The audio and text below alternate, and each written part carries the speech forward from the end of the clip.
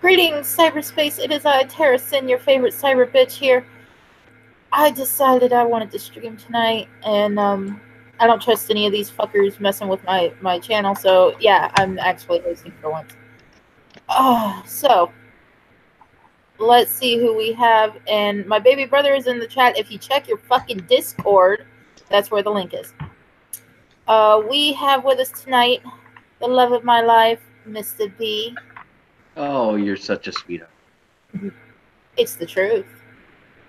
Oh, I know. That's why I'm glad I could make it for a change. Then we have Miss Steam. Oh, hi. Nah. We have Scooby331. Hey. And we have Sir Wolfie, or as I like to call him, Fluffy Butt. I think you just like to make me growl. And my brother's in the chat. Really? Same time as Lords of the Night? Yes, I'm fucking tired and I wanted to do it at an early time. So how is everyone tonight? Winter hasn't killed me, and we're actually behind on, dead bodies, but, I'm pretty sure we'll catch up. You're behind on dead bodies? I got to have. Yeah. I get to have 2 days off in a row. Work. Nice. Burnside had today off, not by choice. Yeah. Not happy about that. Not happy at all. Sucks, man. Yeah, it does. We have 5 people watching so far and 1 like, so that's a good sign. Can I do a shameless plug? When don't you do a shameless plug? Only when you're bent over. You have yet to do that. No. See, I'm the one that makes the butt plugs with the tails, remember? And you are the one that has a tail, so yeah, you're the one that bends over. No. Yes. She's gonna make a butt plug out of your tail, man. This I might chop it off my tail. No, I'm just gonna give you a second tail. No. That's ribbed for your pleasure. Just like a Trojan. Kitten said she'll take the tail. So that means that there's probably people walking around Florida wearing miniskirts with tails hanging out the bottom, huh? There are people that do that. I want to walk around Florida now and go up to people that I see with tails hanging out like, hey, I know the woman who made that. You just have to ask him how. I actually have a friend on Facebook that constantly posts nudes of herself. And, yeah. Quite a few are with her having a tail. Hi, Chunky Monkey. Hey. What up, Kel? Greetings, motherfucker. brother? How you been, buddy? Been doing okay. Excellent. So, remind me what place fired you so I can go and kill them? Why you get fired? Do I have to hit you with baseball bats? No, you have to hit his supervisors with baseball bats. He was there for 3 months and didn't supervise everything he did, or at least go back over everything he was supposed to do. Well, I blame more corporate than my boss, because they're the ones who made these damn rules. Okay, so they fired you on a technicality. Yeah, that bullshit happens. No, it's I made too many mistakes, but it doesn't really help when it's our busiest day of the week. I'm in a rush to get these cars out as fast as I can, and I'm have to make sure I don't give the information of 3+ cars. I have to keep them separate. Because like, if a car comes in, I have to stop what I'm doing and go and greet them. It's really annoying when I greet 3 cars before I can finish the invoice of 1. I kind of know the feeling from doing security. He pretty much worked at a El Cheapo Jiffy Lube. No, we were the more expensive ones in the area. Okay, if it's not Jiffy Lube, I don't fucking trust it. What's Jiffy Lube? They change the oil for stuff you. That's really clear. You put on your hand and you slide it on. It takes those slides. Is this something that goes on cookie dough? No. No, it's not KY jelly. You know, the first time I went to Kentucky, I went to a steak and shake, right? And just out of shits and giggles, I go, "Do you have some of that Kentucky jelly?" Oh my god. Ugh. I might actually be checking out Kentucky. You know, Pox is down there. Last I heard, you were down there. I do actually. That's the thing. I keep hearing about all them rolling fields and like hills and whatnot. I want to see that, man. Rolling fields and the hills and stuff is more Wyoming and Kansas area. Here you got red clay, limestone, and trees. And That's coal. fine. That's Coal. fine. Coal. Did you see the video of my neighborhood when I took my wife to the doctor last year on my channel? Yeah. Yeah. I know where you live, man. I was there when I was delivering a box truck once. Yeah, that's what I'm saying. I want to get the hell out of here. Ugh. You know, and it's no offense, Terra. It's not that I don't want to go down to Jesus' waiting room. I've been there a couple of times. I'd like to see, I'd like to see this country. Like It's I not literally. Jesus' waiting room. It's New York's graveyard. Oh, whatever. New York. No, they bury them up here. No, they ship them all back up here to stick them in pine lawn. He I said get stuck in Jesus, the and it traffic. reminds me of a joke. A whore goes to church because she heard a man was hung like this. That reminds me of another joke. If you ever look at the painting of the Last Supper, Jesus is standing there with his hands out, and all the apostles look aghast. Do you know what he's saying to them? That they got that look on their faces? Hey up, motherfuckers. Separate checks. I remember I told that joke, and Monsignor Hamilton made me because I told it when amongst the other altar boys, and he actually made me clean the whole damn church. That's actually why I think I told you to be spiteful to him. I turned around and I took the food coloring the next week and I dyed all the wafers different colors. He called my house. He's great to my father on the phone. Hey, Junior, you got to come pick up your boy. He ain't gonna work out. He goes, why? He goes, well, one of the older boys caught him red-handed. Literally, he had dye all over his hands because he was dyeing the communion wafers different colors. So my father picks me up and immediately zing, bing, bing, bang, smacking the shit out of me. And he's like, "Who the hell gave you that idea?" So I told him it was my older brother. Oh, I love that. He just walked in, grabbed him by the hair, lifted him off the couch, and clocked him one right in the forehead. Oh, what the fuck did I do, Dad? He's like, "You're an asshole. That's what you did." That's funny. Oh, good times, man. Bless you. Yeah, bless you. Yeah, bless you. Yeah, bless you. 3 times, that means you're going to have good luck. Oh, shit. Oh, I thought What that about- was just Satan come out of his face. What about Nah. 4? How many? The How fourth many? time you call an exorcist. Yeah, No, 3 times it goes like this. Someone sneezes 3 times in a row. Bless you. Bless you. But you don't say it. After 3 times, you're not supposed to say it anymore. It's bad luck. Like I said, the 4th time you call an exorcist. Nice. You're Catholic, Burnside. You should know this. Can you tell I grew up Catholic? I just knew after the 3rd, everyone stopped saying it. They never told me that whole story. They just said, it was rude. Yeah. You got to realize. One thing about Mickey, Scooby and I, we're old school Catholic. Yeah. Yeah. Yeah, because, I think I told you, both of my grandfathers got deported. My family's only been here since the late 30s. And so I was raised with a lot of those old world traditions and a lot of those old superstitions. To this day, right. if you come into my house and you went to Foot Locker and you got a brand new pair of shoes and they're in a box and they're in a bag and you put that bag on my table, just because you came in and you're taking off your coat and you just set it down on the table, if my mother sees that, she will freak out and start screaming that you have to get the shoes off of the table. Because the Irish, specifically her father, because I went to his funeral, they lay their dead out on the table. So when shoes are on the table, usually there's a dead person with their feet in them. Ah. Yeah, shoes on the table mean death. The same as you can't have a bird in the house. The Irish have a thing about that because just like the bird steals the bird is the harbinger of death. They come for the soul. Just like you can't, the Irish will not have, they won't have cats in the house if there's a newborn because the cat steals the breath. Yeah.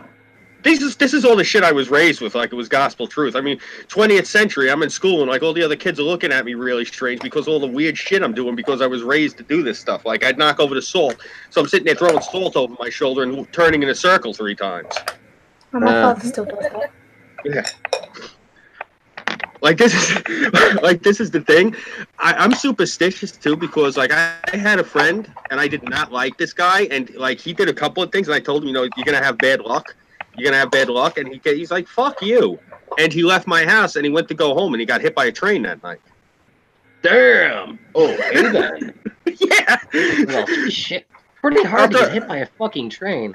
Yeah, which is one of those reasons why, and he survived too, which is why. Yeah, I'll throw the salt over my shoulder and spin. Thank you. Damn. Yes, I remember when we spilled a little bit of the salt when we were at the first moor. Ajax was like, "Oh shit! Grab it, toss, grab, toss," and said a little prayer in Greek. Yeah, it's like 1, 2, 3, 4, 1, 2, 3, 4. Yeah, exactly. That's a very big thing with Catholics, with the Eastern Orthodox Church. It's something with people with that old timey religion. There's a lot of superstition tied to it. Like one of those things. They would have to. I think it was my aunts. That, oh my God, I'm going back over 35 years ago. But I remember when I was a kid, my aunts would like, you know, you'd have to use like the olive oil. Like the Italians and the Sicilians use olive oil. A lot of the South Americans use Florida water. But what they would do is they would bless like new cutlery before they would eat with it, and new plates before they would, so you don't choke. Same thing with a glass, so you don't choke. Like if you brought new stuff into the house, if they did not do a blessing themselves, they would literally like try to get the priest over to bless the house. You know, they were very superstitious about that. You know, they bless the furniture so you don't sit on a chair and it doesn't break, and you don't like, you know, God forbid, get hurt. They're just really like really overboard. Like I remember, I actually had a cousin who wanted, and the priest did it because the priest was old school. He blessed his piece for him because he said he wanted to make sure it didn't jam if he had to shoot at somebody. That's actually pretty neat. Yeah. Well, you're not going to find that in a lot of other parts of the country. You got to find a priest that's been around for like a good 50, 60 years who's old school. I always tell people, if you see a priest and he looks like he can beat the shit out of you and he's smoking a cigar, that's a priest that'll bless a knife or a gun for you. Just take it on a whim. Yeah. Damn. I would definitely need to meet up with one of those priests because I could definitely benefit from that. You definitely gotta like when we get the off time, we gotta sit there and have a long talk about that. That's one of the things I've been fascinated about as far as the old world is people used to bless stuff like that.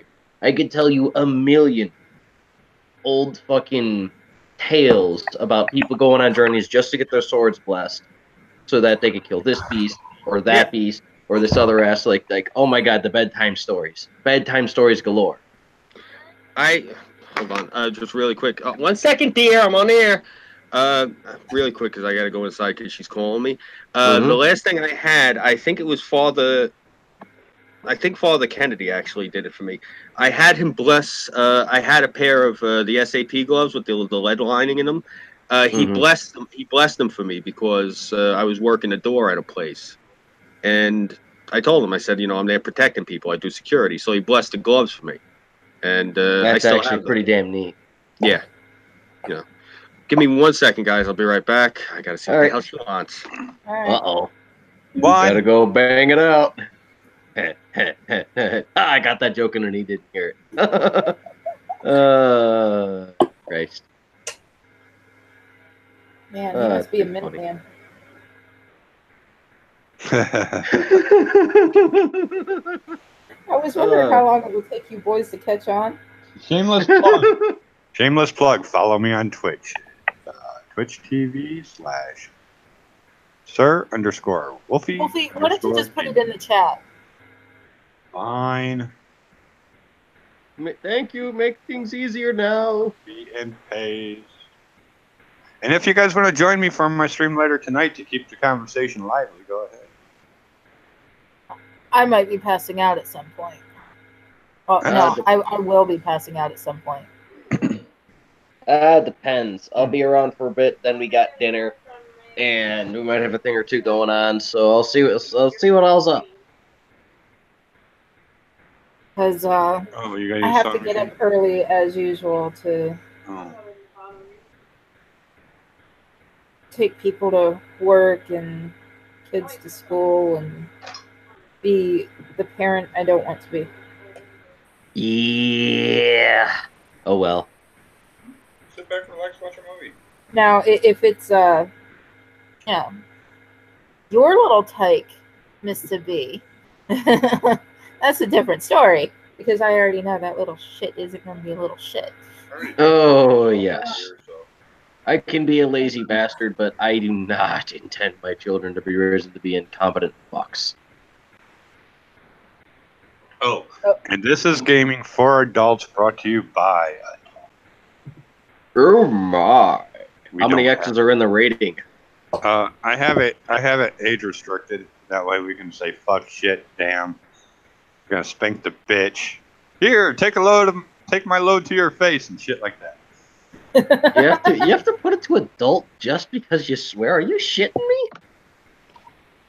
This It's is an YouTube. age restricted. All right. He's talking Oh, about that's on Twitch. Twitch. Oh, And Damn. the reason why is because, think about it. It's me.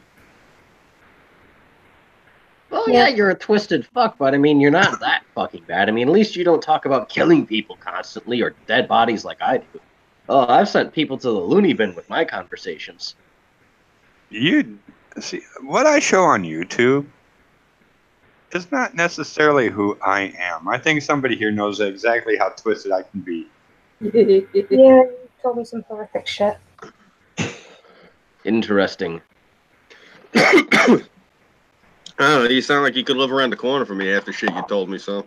I am from the hood, man. Yeah. Cool. Game recognized game and all that. Try being the only half white boy living in a hood of black people, man. Oh, sounds like yeah. an old neighborhood. You do realize I basically live about a quarter mile away from the house that Rakim grew up in, like Eric B. and Rakim. They're from my neighborhood. Yeah. At least New York is Cool. more mixed than where I'm from. Yeah. Yo, I'm no, from- believe me. I got the shit kicked out of me every day if I didn't learn how to fight. if Yeah. you didn't learn how to what? Fight. Oh, I thought he said fuck. I was like, wait, what? Oh no. They didn't want their women around me either. I don't know Oh, why. that's funny as fuck. Yeah, I'm not gonna lie though, I do enjoy that shit myself. Like, see, that's one of the things I liked as when I became a teenager. When you're a Dago, you piss off the brothers and the white boys, and I love that. I enjoyed that so much. Like, I'd come in and they're like, the fucking guinea is here, and I'm like, yeah, the guinea's here to scoop your women. Nice. Yeah, I'd show up. Yes, I am an asshole. Exactly. I would show up. It was me and the crew. It was me, Matty T, Caesar. Caesar, I love you, baby. I hope you're doing all right. I heard he wasn't doing too good. A couple of the other boys, Pasquale, and oh god, we would just go and they'd all roll their eyes like, "Oh, they're here. We're not going home with any women tonight." Good times, man. Sounds like fun. Oh yeah, I'm not gonna lie though. That's part of the thing. I got a reputation for playing in the jungle because I'm sorry, I started to prefer black women after going after both. It just they were more fun. See, to me, it doesn't matter what color they are, as long as it tastes good. Oh, I know that. Believe me, I know that. But the thing I always had when I was with the sisters is Cream. they were so appreciative. Yes. They just loved it, and Come on, Terra, sing. it was fun. It was a lot of fun. Oh, I didn't hear you. I'm sorry.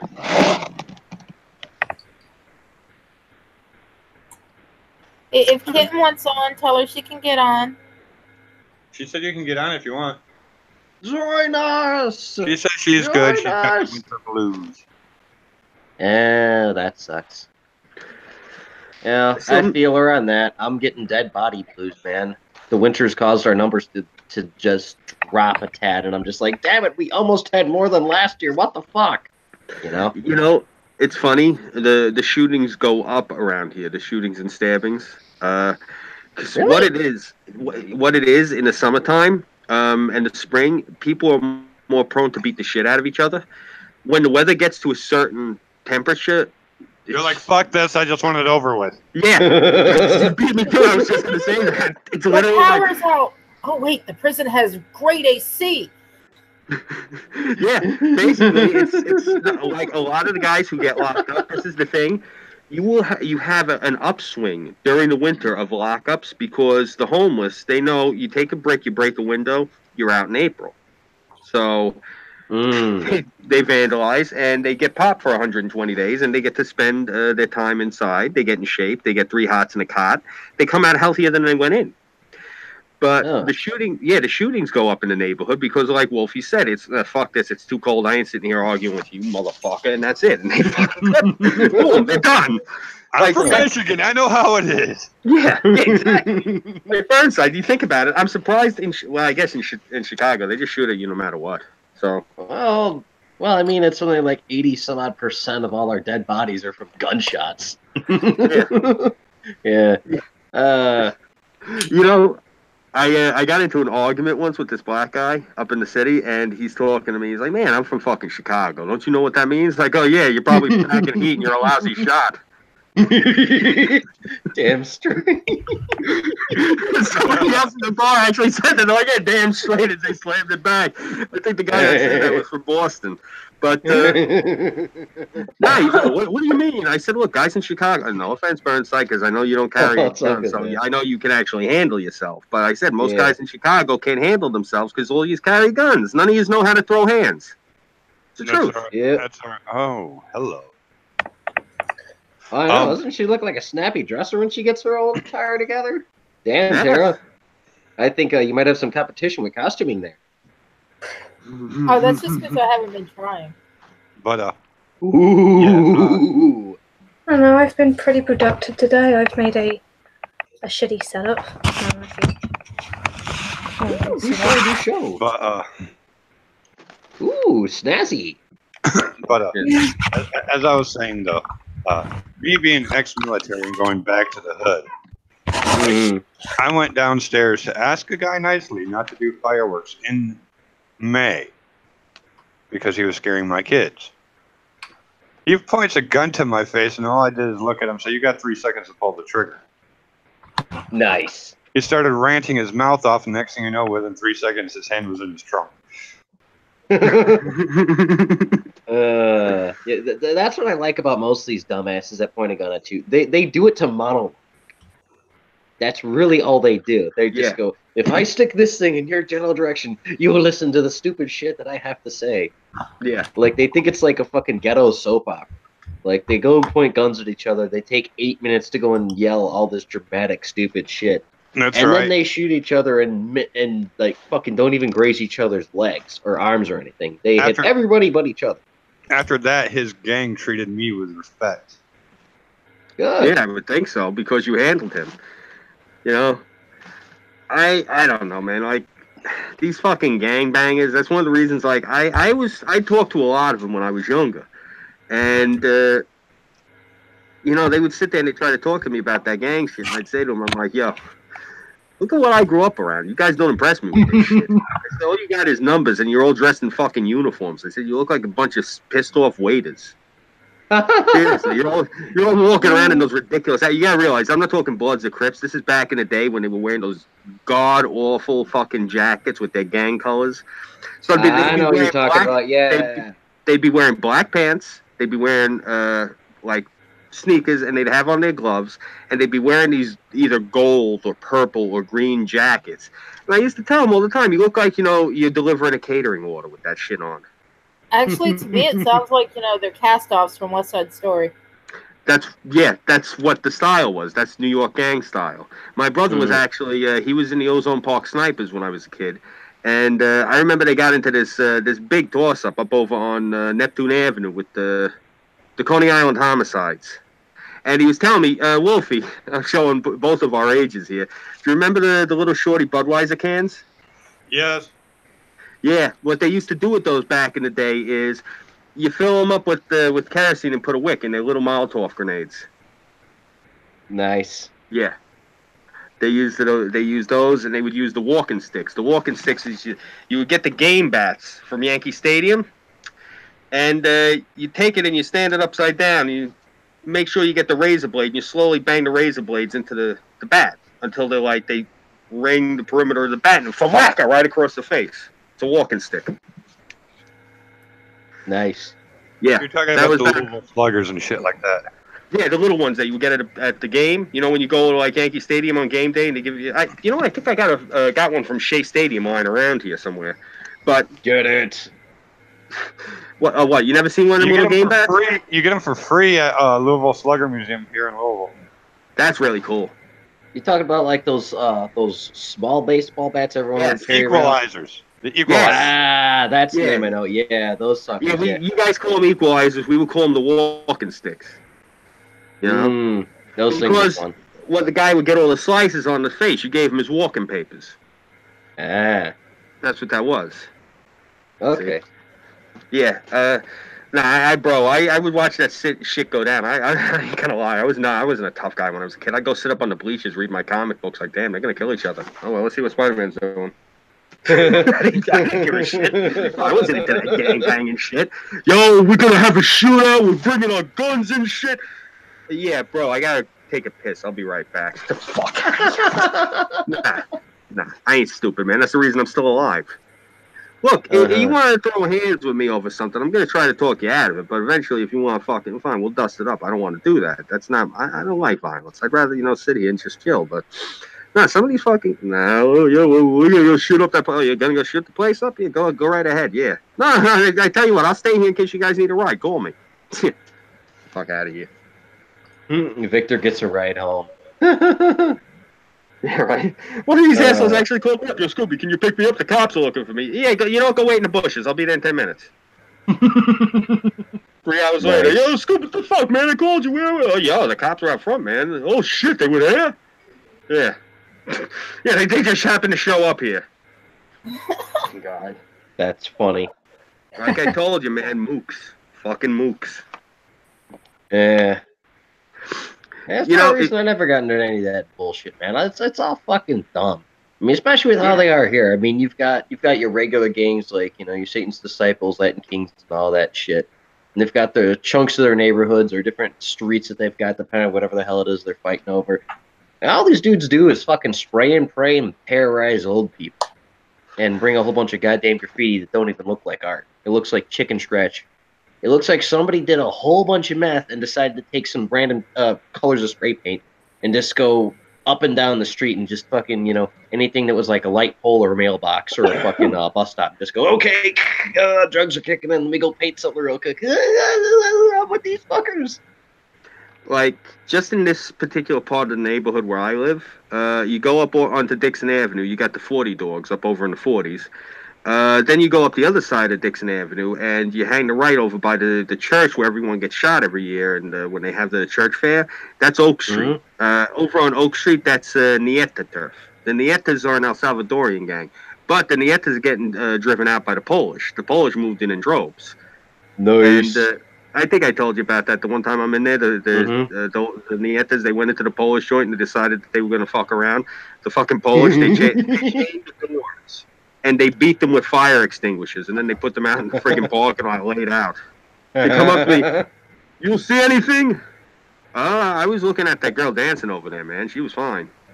Oh, okay, give them drinks. You'll see nothing. Yeah, nah, bro, I'm enjoying the beer. Thank you.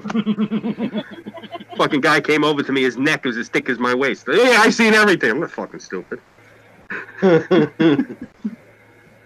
Yeah, you go, and if you go like, if you go up into like North Babylon, that's over off of Comac Road. That's where they got this Puerto Rican gang over there. I forget the name of them. I used to call them the Ricans just to be an asshole.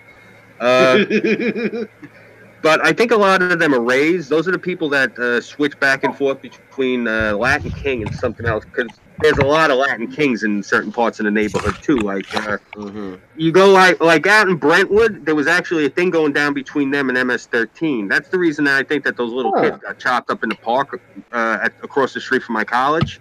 Because I think that they were that their cousins were probably kings. That's probably why MS-13 because they chopped them up with fucking axes. Oh That's the God, message. that's fucking brutal, dude. That's why Trump was at my college twice. That's good. Mm-hmm. Well, hopefully he puts an end to those fuckers. I mean, axes? Jesus, you know how hard it is to chop somebody up with an axe? That takes a lot of effort. Have you ever seen a guy? I mean, it's not clean. I mean, we talking hatchets or we talking like fire axes? It's easier if you got a fire. Oh no, they were using fire axes. Okay, I mean, yeah, that would make it. They chopped these kids the fuck up. Like, seriously, yeah, they did a number on them. You know, that's the thing. These little they're El Salvadorian. These little bastards only weigh about 95 pounds apiece. They look like featherweight boxers, and they're all inked up. So that's the thing. That's one of the reasons that they use like axes and machetes. These guys, they try to hit somebody like me. They're gonna break their wrist in 3 places. You know, they're little pussies. That's the reason that they roll around all covered with tattoos. Oh, I love that they came into my bar one time. Did I tell you about that? No. Is this the one where you locked the door, everyone beat the hell out of this guy, and they threw him out? No, that wasn't that happens a lot now that you got me thinking about it. Okay. You need to get stories of these down, because these are actually fun stories. One of them came. Well, this is the thing. Some of these guys, you know, some of the stuff that I'm not writing anything down. If anyone asks me about it, I made it up. Like it's that sort of thing. This is shit I might get dragged into a court over. So, but like, fun. One of them, they came into the bar once, a bunch of them, and now look, my bar, it was mixed. Well, no one gives a fuck what race you are, but we got a problem if you come in rocking colors. And these assholes came in. It was one of those dickheads. You ever see when they get the tattoos on their face that makes it look like a skull? Oh, yeah. Yeah. Now, they knew that these guys were El Salvadorian, but they made it a point. One of my boys looks over and he's like, and he's in his cups too, and he's like, holy shit. Yo, check out the face on that Mexican. Yo, kill the camera. I want to take his face. I want to wear it when I'm on my bike. Bro, they fucking peeled out of that bar. Seriously. Nice. Yeah, you don't come up into Lindenhurst and look for trouble. That's a known thing. You know, there's certain neighborhoods, you know. I tell people all the time, do you know what neighborhood is the last neighborhood you want to fuck around in? Would that be? A Hasidic Jewish neighborhood. Do you know what the Jews do? Do you know what the Jews do to you? I think Wolfield could tell you. He probably heard this. What they'll do to you is this: you come into their neighborhood, they slit your throat, they break your sternum and your ribs, your elbows and your knees and your hips and your collarbone. That way, when they use the post hole they get and they bury you upright, you fit in the hole. Ooh, interesting. Yeah, they bury you in an upright hole and they forget that you were there. And they get on with their lives. People disappear in Hasidic neighborhoods. That's why you never hear about nothing happening in there. So I was working up in the landfill. I was the only guy that wasn't black. And the young guy was talking about, you know, different neighborhoods. I told him, I said, you think that a black neighborhood is a tough neighborhood? I said, it's out in the open. You want a tough neighborhood, go fuck around a Hasidic neighborhood. I said, it was nice knowing you. He goes, what do you mean? And the older guys in the room were all like this. They'll kill you. They'll kill your black ass and they'll bury you and they'll plant something on top of you. That's exactly what they told this young man, and he was looking at him like this. I'm like, oh yeah. One guy's like, my uncle disappeared. He went in there, he figured it was a Saturday. They're all at Seder. He can go in and rob them blind. He's like, he went into one of their jewelry stores. We never seen him again. Damn. Yeah. Why do you think their neighborhoods don't get robbed? Anyone around here that is in the know knows you do not. Maybe You don't the go third into. one had a point. Yeah, no, I mean you don't fuck with these people. Like, look, you do not go into Williamsburg, Brooklyn, and mess around. It's a given. No one goes into that neighborhood and fucks with these people. They will kill you. The Crown Heights riots were because that's where Williamsburg borders the black part of the neighborhood. They fucked those blacks up. I was a kid. I watched that happen when I was in the van. I was like this the whole time watching it, like, holy shit, because these guys are wearing three-piece suits with the fucking curls and the big hats, and they were beating them. I mean, fuck. All you see, I mean, these black guys are crawling around on the floor. Their faces are fucking swollen. There's blood everywhere. You see teeth. They beat the shit out of these blacks like it was going out of style. Damn. I tell people all the time, do not fuck with the Hasidics. They will fuck you up. I got taught that as a kid.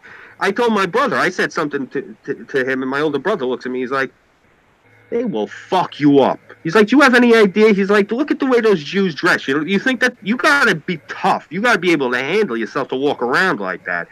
And you know what? That's another thing. Everyone, it's a misnomer in America when they say gay people, immediately they're like, oh, well, they're sissies, they're this, they're that. Yeah? Go down into the village and pick a fight with a transvestite. Let's see how you fare. That's what I tell everybody. Oh, I remember when people tried to pick a fight with my brother because he was a furry. No one expected that. Maybe a furry could beat your ass. Oh, that's the first thing I expect. This is gonna sound horrible, but I'd hear it, and as I said before, I ain't racist. I got no problems about anybody, but people talk really harsh around the neighborhood. And my friend gay Joey, Joey was actually really gay, but he talked even tougher than I sound. He could not sound the part at all, but he was flamboyantly and openly gay. And this guy came in, and the guy was, if I hate the term, but no other way they describe him in the neighborhood. They call people like this, the fairy. He's wearing Daisy Dukes, and he's got the shirt and a knot like a chick. But he's a guy, and he's just dressed this way, and he comes in and he's shaking his ass, and Joey's looking over, and he goes like this. He elbows me. He's like, Scooby, check out the fairy. I'm like, oh, Jesus, Joey. And Joey's gay, by the way, but he doesn't like that. And so somebody else in the bar said something, and he started getting into a fight. And so gay Joey goes like this. I got $50 on the queer. He's going to beat your ass. And let me tell you something. The guy with the shirt and the Daisy Dukes, he whipped the shit out of this meathead. Oh my God. Bro, you walk around with your shirt tied like that and your ass cheeks hanging out. You got to be able to throw down. I'm sorry, Miss Dean. No, it's like where I used to live, there used to be Muslim gangs, and Muslim gangs thought it was easy to mess with little Asian chicks, like college Asian girls. Yeah. Have you ever actually gone in a fight with a college Asian girl? They're fucking nasty. So they fought with like a tiger mom in training, basically. Well, we had a lot of Filipinos, Mm-hmm. Latinos, so yeah, you don't mess with Filipinos. Yeah, I know. Believe me, I actually got a friend who's Filipino. Actually, I'm glad you reminded me. The son of a bitch still owes me my lawnmower. Uh-oh. Good luck getting that back. Oh, no, I know where he lives. I'll just go knock on his door. But that's the thing. He's a gambler, so he's going to... Yo, Scoop, you want to come in and play a couple of hands? No, asshole. I'm not playing cards at 10 o'clock in the morning. Give me my lawnmower. Yeah. That's the thing, dude. I'll go over. This guy will have a hangover, and he's eating balut. And I'm like, oh, Christ. Trin, because the guy's name is Trinidad. Trin, can you please not eat that shit in front of me? Yeah, it's good. I don't know. It's an acquired taste. I ain't into eating no baby ducks. Oh no, never had ducks before. I will It's eat it if you pay me. I'll Hey, pay you a Mazel penny. I was gonna say Mazel Tov. I ain't losing the money. I don't need to be entertained that badly. I can watch Filipino people eat it for free. Oh, Filipinos also have this thing called blood soup. So, Man, it's ain't that similar to the Irish blood pudding? Wait, is it Very like, similar, but this is made out of pig's blood. Oh, all right. Okay, so is it like duck blood soup? Horrible. I just realized I haven't had blood sausage in a couple of Yeah, years. I dated a Filipino woman for a while. Lumpia though is good. I love me some lumpia, some fried lumpia. Don't think I've had that before. It's like the Filipino version of the egg roll. Ah, interesting. You know, the most exotic woman I think I ever dated. Well, I did date a Japanese chick. I went on like 2, 3 dates with her, but her English was horrible, so I didn't know what the hell she was saying. But Suki, me love you long time. yeah, $5. $5. Me love you long time. well, I actually I only went out with her because she asked me out. I'm not into Asian broads. The thing of it was though, like the most exotic one I ever dated regularly was this Peruvian girl, and she was a sweetheart.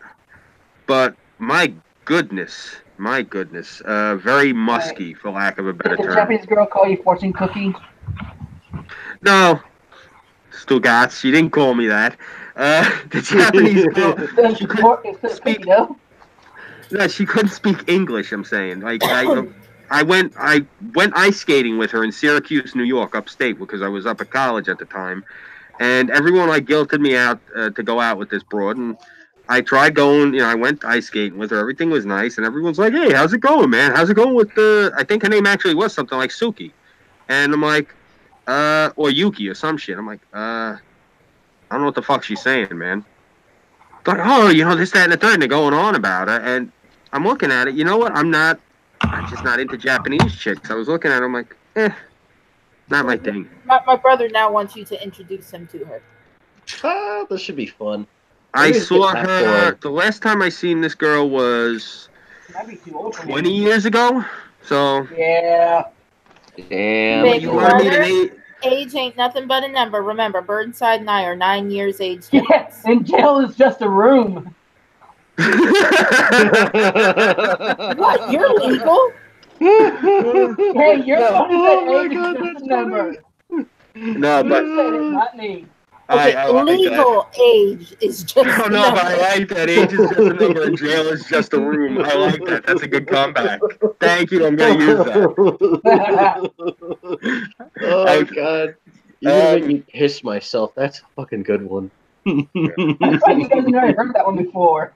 No, I haven't, but that's great. I tell you what, Kelt, here's what you do. You come up to New York come up in the spring, because I ain't going out in the cold with you. I like you, but I don't like you that much. So we'll go when it's warm. No, he'll go out in the cold with me because I want to go see everything. Well, no, I was saying because actually, yeah, Kelt, why don't you do this? Come up here in February, February 1st or 2nd, because that's Chinese New Year. We have the largest Chinese population outside of China in Queens, and we have the largest Korean population outside of Korea over in Nassau. So, yeah, go nuts, man. There's a lot of Asian folks out here. We got a few million. I don't know.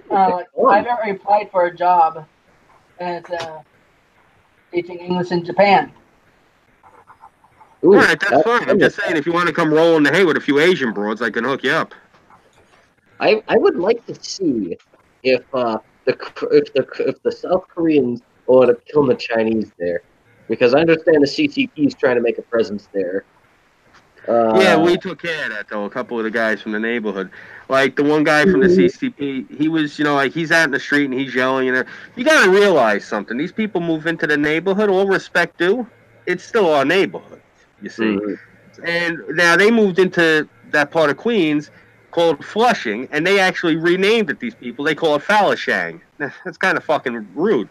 Flushing is where Fran Drescher's from, so you gotta understand. There's a lot of Jews there, a lot of Spanish, a lot of Italians. They don't mind the Chinese moving up into their neighborhood. What they mind is the communism that came with it. So they were trying to do some shit up at the Flushing Library, and a guy I know went up in there, and they were having their meeting, and the guy's like, "Excuse me, this is our library time, and this, that, and the third," and he leans over and he tells them very nicely, "Look, here's the deal. I bring my kids to this library. We don't want commies here. If you guys keep coming here, you're going to have problems." "Oh, you're threatening us, this, that, and the third." "Oh, and they had problems, all right." This guy was, he was connected with the city. People started getting building inspections, Board of Health, all sorts of shit. See, we can play that game too. No, we don't want commies. We don't want commies in New York, despite the fact that they snuck all these illegal cocksuckers in and they voted in that fucking red twit up over in Queens. We don't want them here. That's that piece of shit Schumer stacking the deck against us. Hey! What's wrong with being red? I'm half red. Well, you're a communist? No, I'm half Native American. Oh, not that type of red. I came from a communist. I was waiting to see if you'd catch that when Scooby was like, hey. I was like, oh shit, he's got the sex joke in here. No, he just picked it up another. I came from a communist. Uh-oh. What do you They mean? forgive you. Communist? What? Oh shit, this has got to be an interesting story. I got to hear this.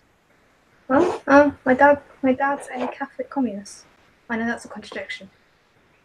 How? Now that's A something I've Catholic never heard. communist. How can you be a Catholic and a communist? Every communist that has ever existed killed Catholics in numbers. Mao did it. Pol Pot did it. Che Guevara did it.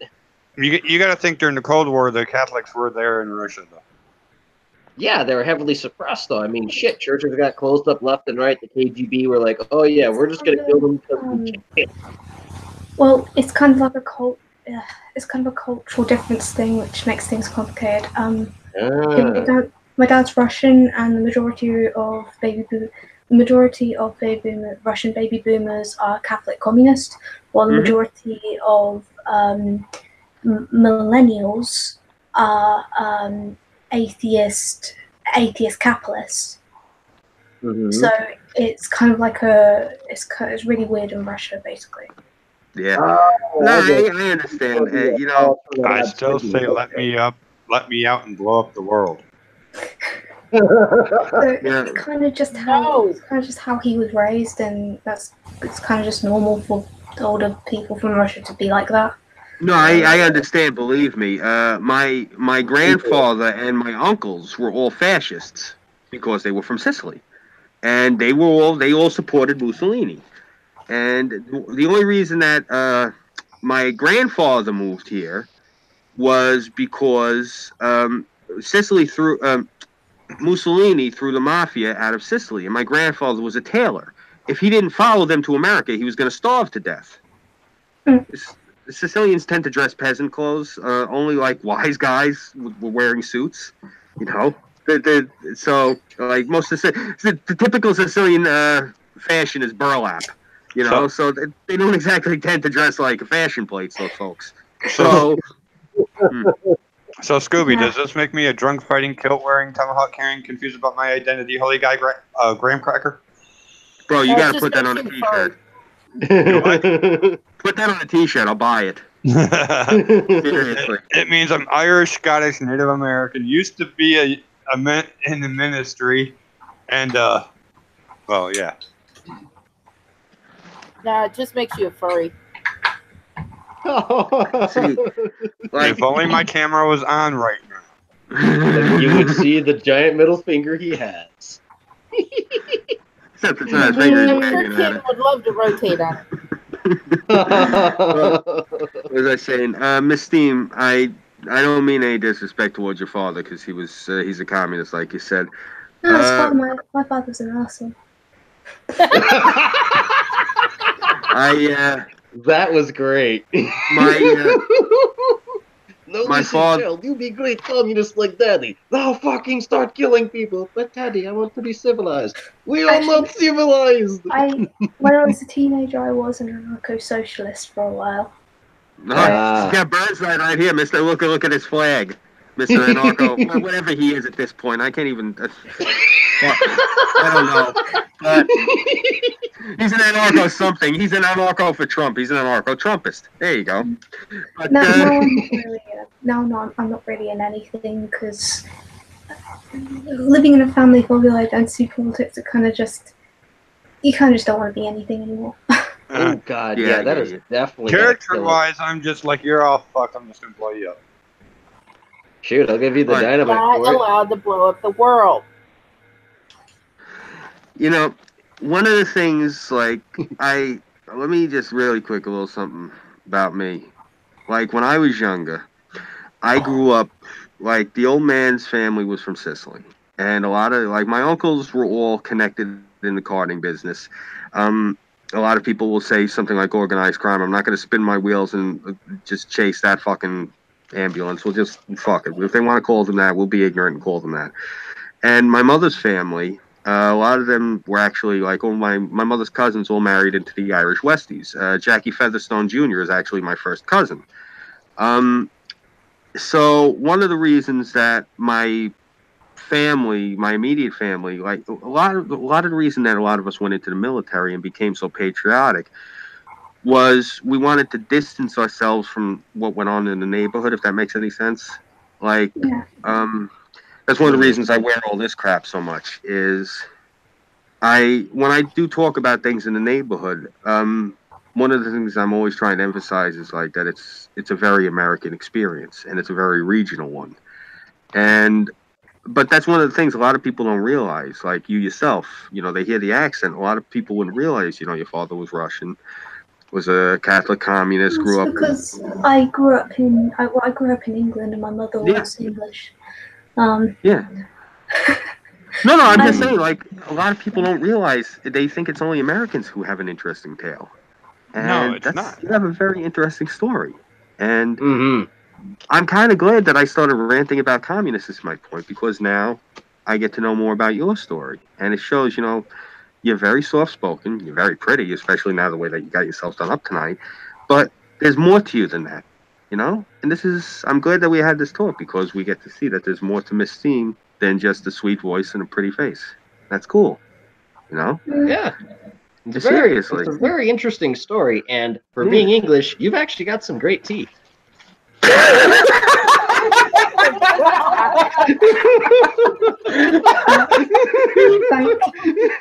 Thank braces for that. Oh my God. I have to say it. Baby. Yeah. Stop. Yeah. It's fine. I'm still a stereotype, though. No, you're not. Yeah, I am. To me, I'm going to tell you There right now. hasn't been one single day Wolfie hasn't seen me without teeth. Knock it off. I did not hear At what least you don't go around like other people go, you want to put another shrimp on the Barbie? Say who, what, who? There were too many people talking at once. I didn't hear you. Yeah, I know. I didn't hear anything. I said at least she doesn't go around going, you want to put... Hold on. At least she doesn't go around saying, you want to put another shrimp on the Barbie? That's Australian. That's Australians. I know. But yeah, Wolfie, have you all times we hanged out, have you ever seen me without teeth? Ooh. He's really thinking on that one. No. Yeah, living I drink tea too, and I'm not British. Well, So. don't feel bad. I drink a lot of coffee. It keeps me from killing people. And the satisfaction knowing that, there's bodies around anyways. Well, coffee and beer. Yeah. I drink a lot of tea too. It's because my mother's Irish, and it's a big thing with their culture, and it's a cultural thing. And I got what you say. The tea stereotype with the British. I mean, I'm wearing all this shit, and I'm not a beer drinker, so that's one. I keep drinking tea and eating crumpets. And I'm not making a joke. That's actually a thing I do. Oh, okay. For a moment, I was gonna say you pulling my leg here. I'm just curious what a crumpet is. It's like a bland sugar cookie. No, it's not a sugar cookie. What? It's not a sugar cookie. Okay, the last crumpet I ate was a fucking bland sugar cookie. That's the American version. That's not a crumpet. What the fuck? I always thought a crumpet was like a sweet croissant. Like crumpets, like something you have in the morning. They kind of like pancakes, but they have holes in them, and they're really big, and you put them in toasters, and it tastes so good, especially with butter. Oh, cool! I gotta try that. Yeah, I really do. English crumpets. Whatever. Okay, sounds like the English muffins. Maybe that's why we call it an English muffin. Maybe it's just because we're ignorant. I'm not even saying I'm trying to earn points. I admit completely. I'm very much like Owen Wilson in Shanghai Nights. Spotted Dick. Rudy doesn't even know me.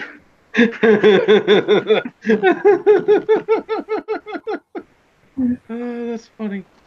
Yes. I'd like to apologize really quick to everybody. I was out of Coca-Cola. Pepsi. Oh well. Yeah. You know how much Traitor. this pisses me off? Sinner. You know One why? sin you cannot be. This is one sin you cannot be forgiven for. Yeah. No, this pisses me off because Pepsi came out against the president. Do you know what Pepsi is made? Oh, You know what Where? Pepsi's made? New York. Amityville. Oh. It's made the edge of my neighborhood. I have to drive past the friggin' Pepsi main place every time I leave like I go up north. I knew it. Pepsi's demonic. Yeah, but I drink Coke. See, I'm a good girl. I drink Coke. I don't go into Pepsi communist shit. No, they literally they were out of regular. They only had diet left because I guess everyone bought it for Thanksgiving. So I got stuck with this damn Pepsi. Like I would always buy Pepsi just because they had the campaign a few years ago, made on Long Island by Long Islanders. So everyone was buying it. You know, I was buying Pepsi just to help the local economy, even though I preferred to taste the Coca-Cola. Yeah. Mhm. And I went right up into their main office. And the woman goes like this, "Can I help you?" I was so pissed off. I said, "Yeah, I live down the road. You assholes came out and made a statement against the president?" "Oh, well, sir." I said, no, look. I was lying through my teeth when I said this to them. I'm not going to say the name of the restaurant. I said, "I'm part owner of such and such chain of restaurants. You know that, the pizzeria? Yeah. Yeah, we're getting rid of you guys. We're going to give our money to Atlanta. We're going Coca-Cola. Have a great day." They walked out. Oh, that's a great one. If restaurants actually did that, they'll just improve the quality of the drink. Yeah. Well, they don't want to lose the money, and the beauty of it was, like, I told my wife I did that. She's like, "What was the point of that?" I said, "They're gonna call up the company to check, and the company's gonna tell them no, not at all, and they're gonna be sitting there like, no, they're lying to us. We don't believe them." So they're gonna sit there for a couple of months, convinced that this chain is gonna drop them and is lying to them. I said, they're gonna sit there and sweat bullets over it. That's why. That's a good way to fuck with them. I like that. Oh yeah. It's if you're gonna fuck with somebody, you tell them something's gonna happen, and then you don't say anything. That's it. Just let it hang in the air. That's how you do something. Nice. And the beauty of it is if something happens. For some reason, with Pepsi, it's like they don't put the mixture right. I have to put like a pinch of salt into the Pepsi in order for it to taste good. Because like you can tell there's something wrong with it. Mm-hmm. A pinch of salt in it, it's fixed. Interesting. You know, I do the same thing with beer. Whenever I have a Corona or any type of Mexican beer, I'll put a little bit of salt in it. And this trick I recently did was I put pink Himalayan salt in it because I didn't have any of the regular. Holy shit! Whatever you do not put a lot of that into any beer because that you'll have to like down that thing in an instant because it turns into a foam rocket. Yeah, I was gonna say salt gives it head. Oh yeah, like I tried that once like last night. Like, where's the salt? Oh, we don't have any salt. Ah, fuck. All right. It was like, here, you can try the Himalayan. Like, all right, You never heard that trick before, Burnside? No. The trick is what they'll do in a bar is once you're done and you cleaned all the glasses, you give them all a quick spritz with the salt shaker. Mm-hmm. That way, when people come in and you start pouring them fresh drinks, it gives the beer a really frothy head. It makes the keg look fresh. Ah, interesting. Yeah. That's why if you ever notice, if you guys look when you go into like a TGI Fridays or something, look at the glass. You might see like a fleck or two, and it looks like it's just a discoloration on the glass. They threw salt in there so that the beer gets ahead when they give it to you.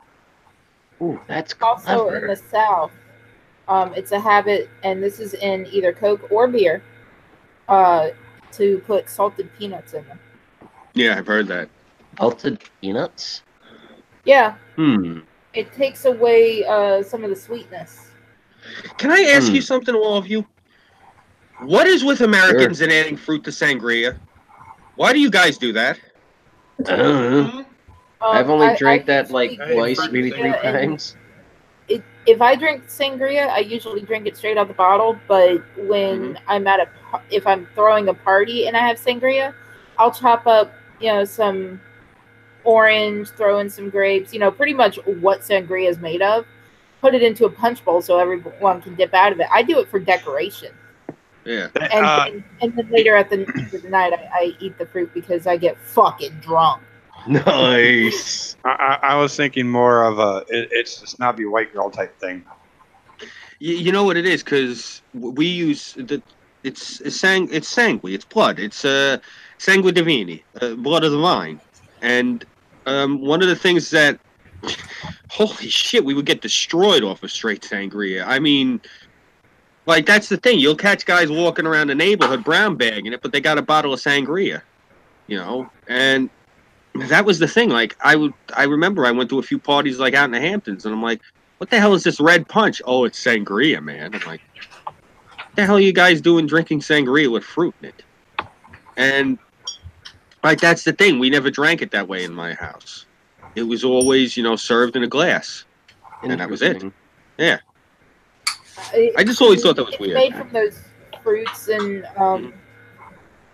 my friend Gaia, she introduced me to sangria, and she's like, it tastes great straight, but here's what we're gonna do. And so she went and she cut up a whole bunch of citrus and some grapes and stuff like that and tossed them into a punch bowl.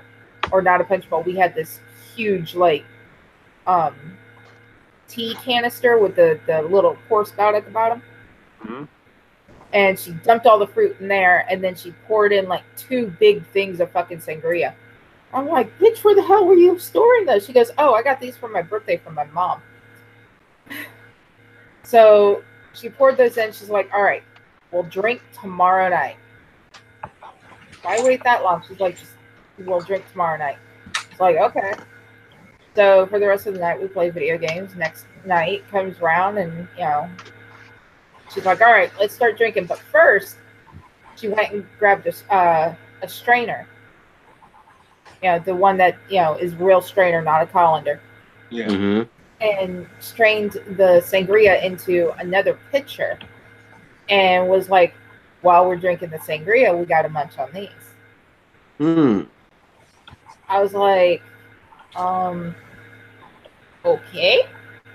And I decided I wanted to try the fruit first. And I'm a sipper. I'm not, you know, I don't chug my drink. I mean, Burnside and Scooby can attest to this. I sipped on my fucking black and tan. Mm-hmm. You slept on that for half the dang night. All I wanted was 1 beer. So we I'm sitting there munching on this fruit, and I'm like, oh, it's nice and tangy from the wine and everything and like that. And I still have a full glass of sangria. 10 minutes later, I'm like, oh my God. The room is spinning. Nice. Yes, turn on the heat. I'm good with you turning on the heat. I'm in my house coat. Fermented fruits. Yeah, me personally, I think honestly though, when I used to drink, like sangria is fun and all that, but pound for pound, oh man, did I love tequila. Oh God, yeah, tequila's fucking awesome. Yeah. Oh God, there's 3 beer types of like alcohol I really like. There's mead, moonshine, and tequila. Oh God, tequila's fucking great. Mead is good. Mead is very good. That was probably when I had stopped drinking. What it was, I was walking around with the last time I was drinking regularly, I would drink bottles of Bonratty mead. That's what I was drinking, and you know, I was a walking drunk. I was one of those where if I had to go somewhere and it was like I had to cover distance, and it was one of those, if it was a nice day, yeah, fuck it, I'll tie one on and I'll grab a bottle of mead. You know, I am half Irish. I'll get down with my roots. You know, and nice. I mean, hell, my grandfather was from Skibbereen. I mean, I think being a drunk over in that part of Ireland is like, you know, it's actually like a civil service job. So, you know, so I that's like I was never. I mean, when I was younger, I would drink. I drank when I was a teenager. I liked malt liquor, you know, because I lived in the hood. So, you know, you go and you get yourself like a couple of 40 ounces of Crazy Horse. or like you'd get a couple 40s of Old English, or you get a couple 40s of St. Ides, or What about Cobra? what, King Cobra? Yeah. King Cobra was good. It's Anheuser-Busch's version of malt liquor, and it's one of those things where King Cobra was good. Country Club was better. Crazy Horse was probably my favorite, but no, I take it back. My favorite, Colt 45. I've seen those and I haven't tried those. Bro, that's actually what got me into the malt liquor, was one reason. Colt 45 had the greatest spokesman on earth. Huh. And Wolfie should know exactly who I'm talking about. Mm-hmm. Yeah. Mr. Billy D. Williams. Oh, yeah. I'm on air, Ma, so please don't yell at my government. I don't need Antifa outside. They'll pull some shit like Tucker Carlson. I know. We're gonna go run out the front of your fucking house, wave our genitals and picket signs and pee over everything and scream about our fifis. Oh, we're Antifa. There's a thing I noticed with English and American Antifa. English Antifa are willing to murder people, and American Antifa just act like crybabies. Oh no, they actually have some teeth over there, huh? Yeah. Yeah, they've actually accidentally killed 3 old people. And accidentally, though. And in Germany, the Antifa has actually murdered a few police officers. Oh yeah, yeah. The Antifa in Germany, they're actually pretty well organized. They're like a criminal syndicate of their own. Because that's where they're originally from. Because they evolved out of the old Black Bloc from the Cold War, if I remember correctly. I'm saying hi to William Sentover in the chat. Hello. Greetings, Will. There used to be a gang called, like in England, there used to be a gang called Redfest. They weren't really well known, but then they changed their name to Antifa later on. So that's probably why. William is talking to you. Huh? What's that? Sorry, what? William is trying to get your attention, Scoob. Oh, hold on. I'm sorry. It's a small area that I'm in, and there's family in the room, so there's noise. You got to give me a second. Yeah.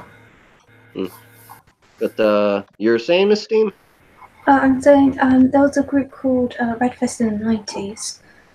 We had a problem with skinheads, there was an actual problem with gay bashing. Basically, what the left is saying now about there's gay bashing and there's racism and homophobia. We actually had that problem in the 90s with skinheads. There was a group called Redfest out there, and they were kind of a communist group, but they were battling against it, so we didn't mind them. Unfortunately, they died out after a while, and then they returned as Antifa. Interesting. So, yeah, what Antifa's complaining now is what we got rid of in the fucking 90s.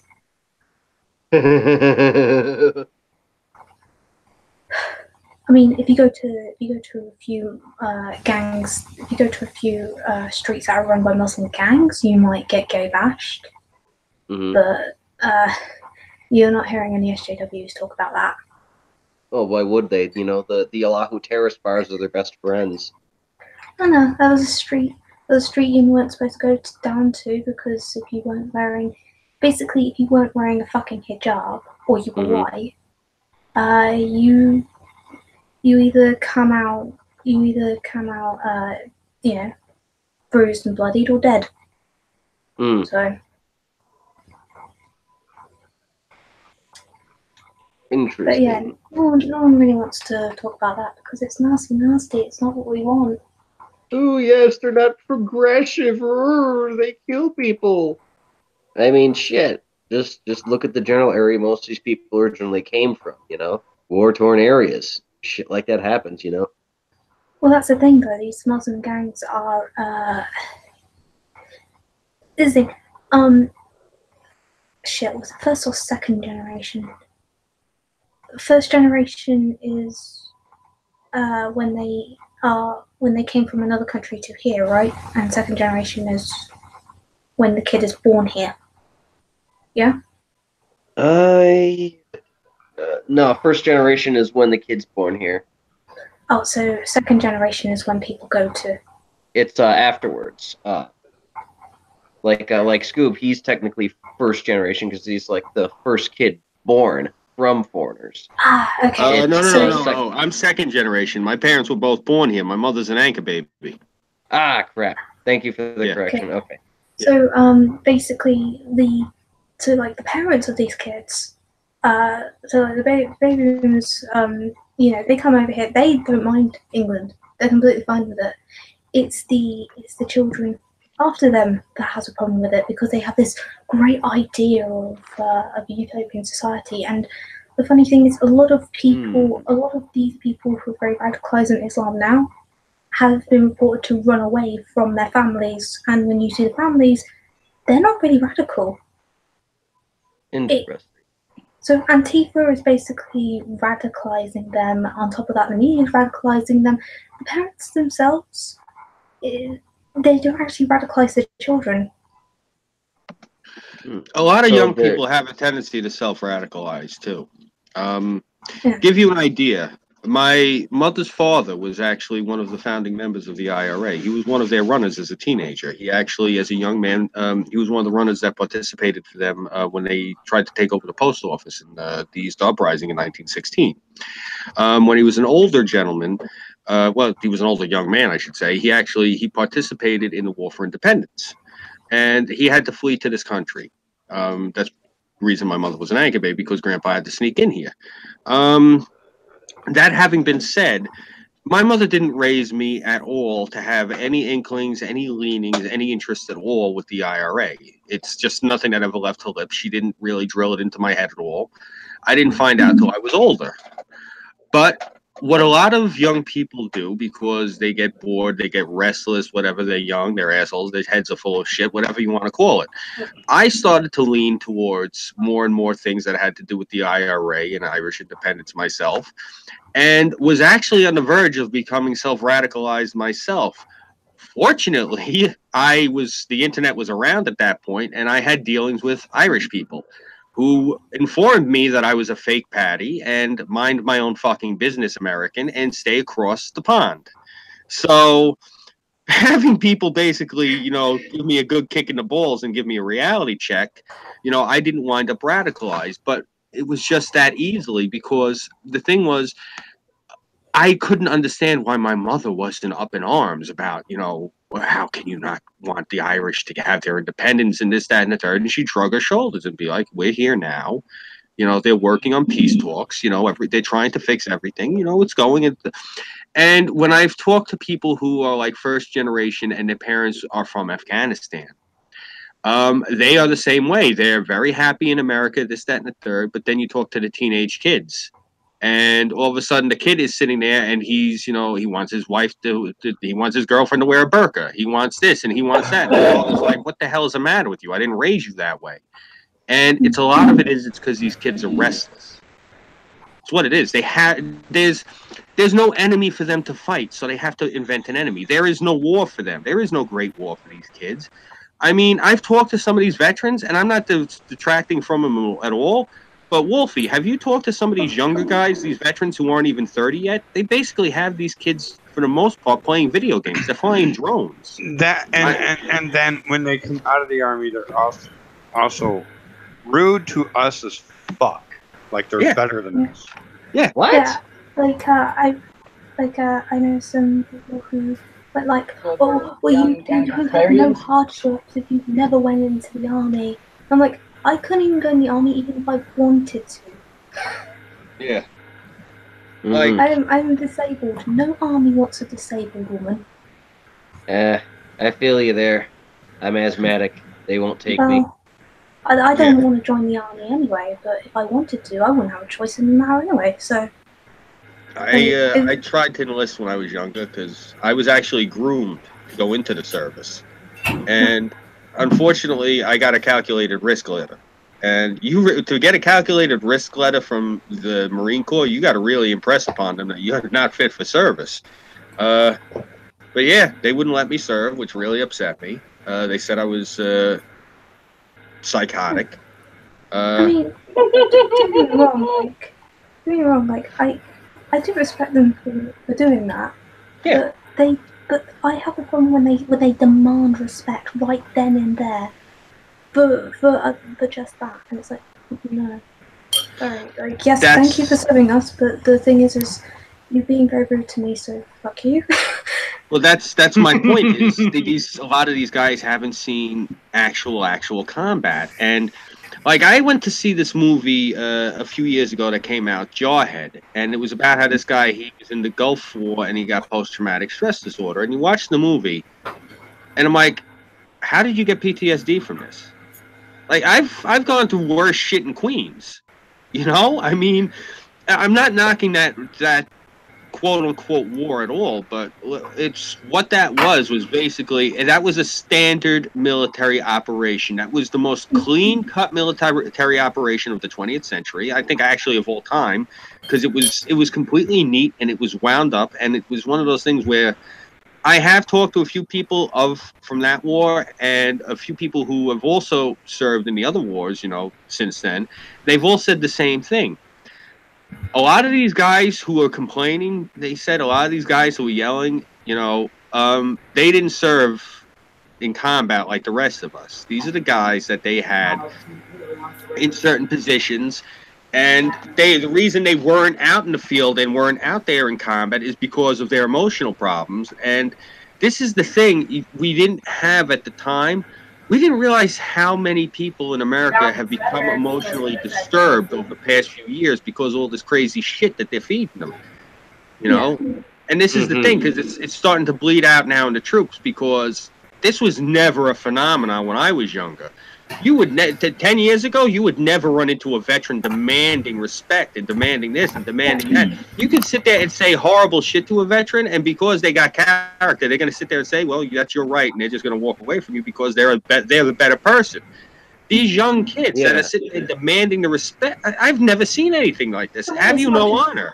It's not just young kids; older people do it too. Like I've had old people say to me, "Well, you don't know any hardships until you have joined the army," and I'm like, going, that sounds like propaganda. You don't know any hardships. And no, no, and I come from bad neighborhoods too. If you notice, when I get pissed off, I start talking like I'm from the hood. Yeah. And I absolutely hate that because I have brains. And well, yeah, I don't have PTSD with what I did. Yeah, I was in during non-wartime, but there are things that's not wartime that's not necessarily peacetime either. Yeah. Yeah, my brother was a Marine under Reagan, and I tell people all the time, he saw more combat that you've never heard of. Yep, that was and my that's job. Yeah, black bag. And I tell people, like, I had this discussion with Porpoiseful a few weeks ago, and he's a libertarian and he likes everything to be out in the open and on paper. And I told him, that's great and God bless your idealism, but unfortunately, that's not the world we live in. And if we got to send in SEAL Team 6 to take out somebody to avoid hundreds of thousands, if not millions of people dying in a costly war, I don't care. Take the motherfucker out. I'm sorry. I'm not saying it. I'll give you a small clue. You know how you might remember this, Scooby, when Russia lost plutonium, and America knew nothing about it. Yeah, America knew nothing about it. I was there. Basically, the problem I have is the lack of respect to people who haven't been in the army, because they're acting like people who haven't been in the army has never gone through a single hardship in their lives at the moment, and it's really annoying because it's like, there's other different types of hardship other than going to the army, right? I'll tell you, Miss Steam, I'll tell you exactly what you say to them the next time somebody ever says something like that to you. You just say to them, you're just upset because you're nothing but a fobbit and you made maps your entire career. That's all you say to them, trust me. Yep.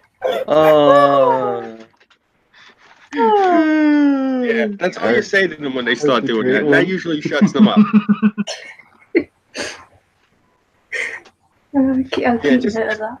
Yeah, just tell them that they're a map-making fobbit, and believe me, that'll shut them up. Tell them that you weren't even good enough to have in forward command. They don't like hearing that. Basically, I just think they need an ego check. So. Yeah, there's one veteran at work who's being rude to me until I told him my ranking. Nice. I remember I think my brother had made it as far as top shirt, and he was talking to somebody, and the guy goes like this to him. He says, "What's your enlistment?" I think my brother said something like E4. I don't remember what his exact enlistment number was. E4 is a corporal or PFC. All right, so it must be a little bit higher. What's top shirt? Is that E7? What do you think? Bro, it's been years since I looked at the rank. Top shirt would be Sergeant First Class. That is E8. Okay, so he was E7. He was right under. What was that, Gunny? Yeah. Okay, he was a Gunny. He made it as high as Gunny, and he's talking to this guy, and I think the guy's class was 03. I think he was a captain.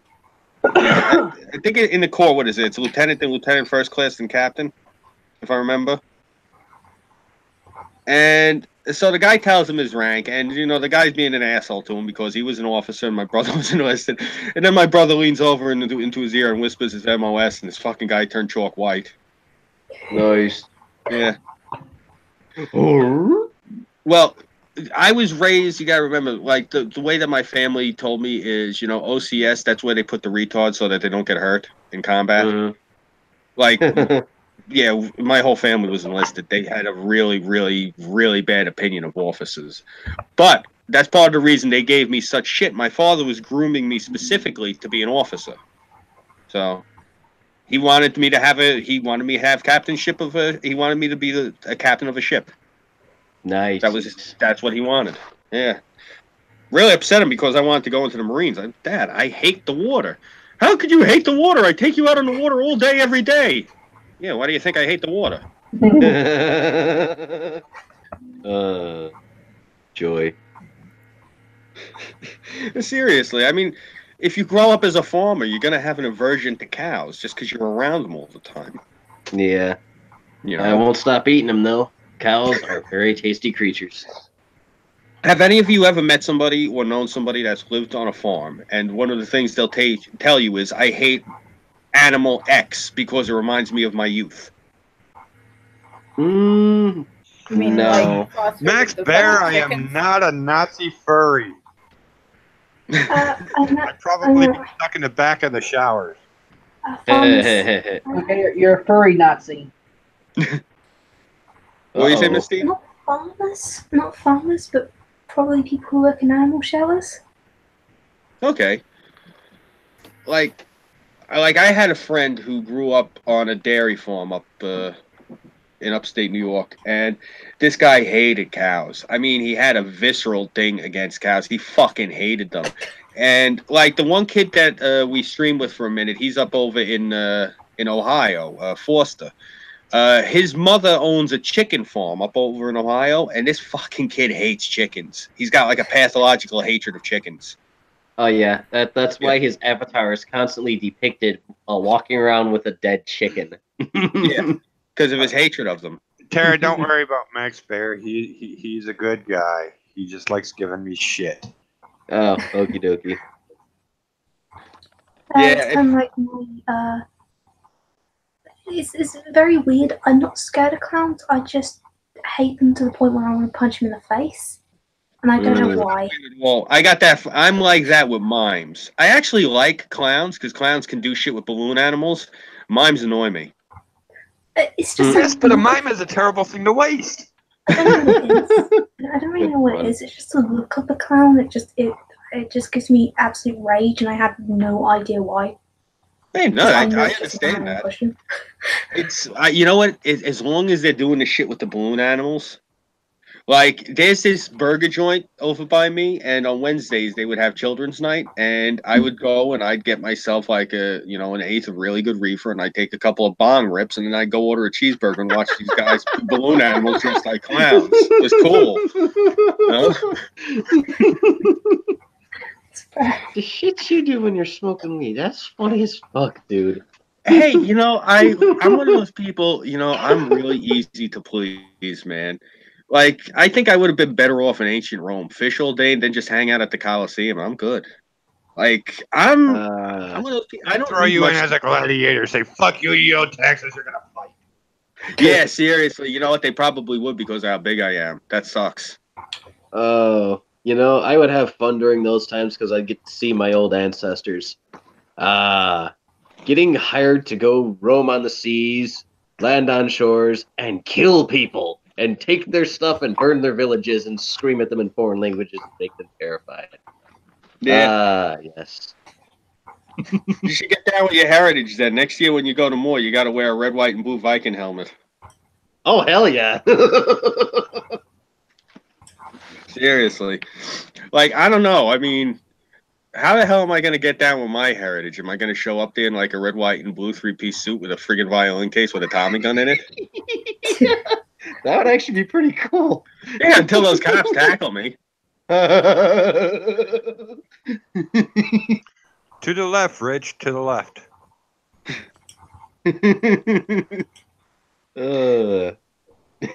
He asked how it was hanging, so. Let me think here. Let's see here. You could show up in a red, white, and blue kilt with bagpipes with, oh, goddamn, I gotta think of something Italian.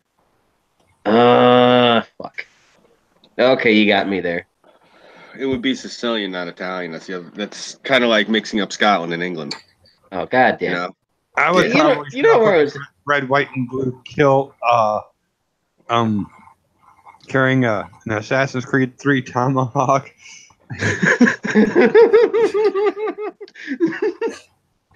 The problem is I'd wear a kilt, but not to sound like an asshole. I got really good legs. I don't want the attention, so I'd rather not wear a kilt. I've got a leather kilt. I'm sure you do. I would love to have one of those with lots of pockets. Wolfie, you could tell me you have a leather baby New Year outfit, and I'd buy it hook, line, and sinker without even seeing it. Don't worry. Why is that? Well, I forget who I said it to. I said, Wolfie's the type of person, he's at least once in his life woken up at a bus station in Cleveland, missing a pants leg, not knowing how the hell he got there. I'd easily say that about you. You strike me as the type of man who's had a wild life. I did wake up in the field while it was raining with strange people in weird garb fighting with foam swords around me. I woke up. I went out to a club in the Hamptons. I think it was. I want to say Canoe Place Inn. They call it CPI's. I went out to the Hamptons. It was a Friday night. I had about $700 in my pocket and a full box of rubbers. I woke up Monday afternoon in Atlantic City on a bench. My left leg was naked from the knee down. I was missing the pants, the sock, and the shoe. But I was fully dressed otherwise, and I only had $165 left on me. Rich is a kid, right? Yeah, Rich is a young kid. Okay, I won't say what I was going to say. Oh, damn. So I woke up. Rich has a more perverted mind than we do half the time. That's what happens when you're young. You got an imagination. I was gonna say, Terra's on her knees giving Burnside a shiny knob. Oh my! I wish. Shit. No, this is a shiny knob. Cool. Whenever I think of it, it's funny. Whenever I think of a shiny knob, I think of my bald cousin. Because he's bald and he's a dick. Well, I suppose in the spirit of the humor, Terra could get down on her knees if Miss Steen wants to hold out that shiny knob and polish it. No. I only put fleshy knobs in my mouth. Oh my! Whatever works for you. Too I funny. wouldn't put this in my mouth. Looks expensive. It goes in a can. Looks like a weed grinder. Oh, cool! You got one of those Ooh. canes like Benjamin Franklin. Yes. That's so awesome. Oh, that's actually pretty neat. Yeah, Ah! It has X-ray vision. I was got gonna it buy 'cause- one of them. I got it because I legally can't walk around with a cane sword. So Yeah, you need something that you can beat them with.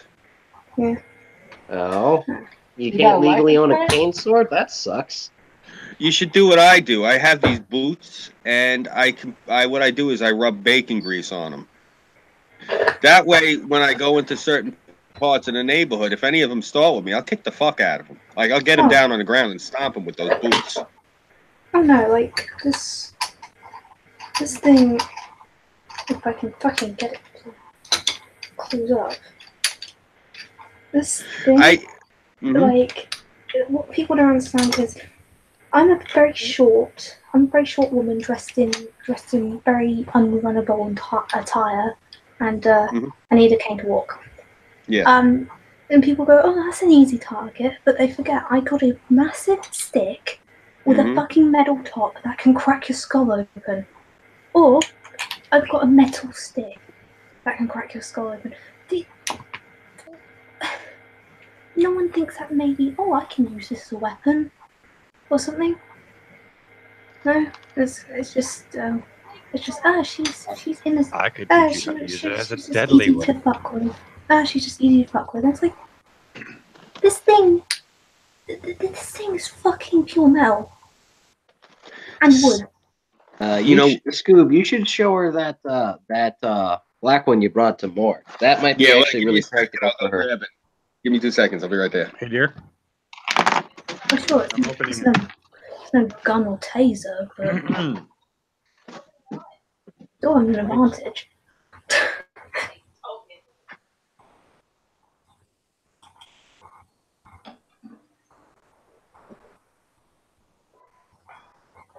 I can teach you how to use that thing deadly. I don't know. Whacking over someone's head and running away is pretty good for me lately. Although I'd much rather have a gun. Yeah, guns are a lot better. I almost had this thing taken away from me. It's a goddamn toy that's got a load of shit on it. It was taken away from me because it looks realistic. Oh, for fuck's sake. Jesus. Here, let me get... Wait. How does that look realistic? You can tell that's fake. Yeah, but they're idiots. How are people that dumb? I mean, yeah, it's got the flintlock on there, but I mean, a light bulb? Are you fucking kidding me? A light bulb. Hey, Rich. Hey, Rich. It works. It didn't have a light bulb before, but like, Wait, does it work? here's the thing. You can tell that it's Yeah, it works, Rich. plastic. Oh, fine one. And on top of that, Yeah, toy that's... guns, you have to have it like orange or blue. And it's like, oh, you really can't tell that this is a fake toy gun. Yeah, that's way too elaborate to be an actual hand musket. Ooh. Yeah, no, it's a fucking cosplay thing.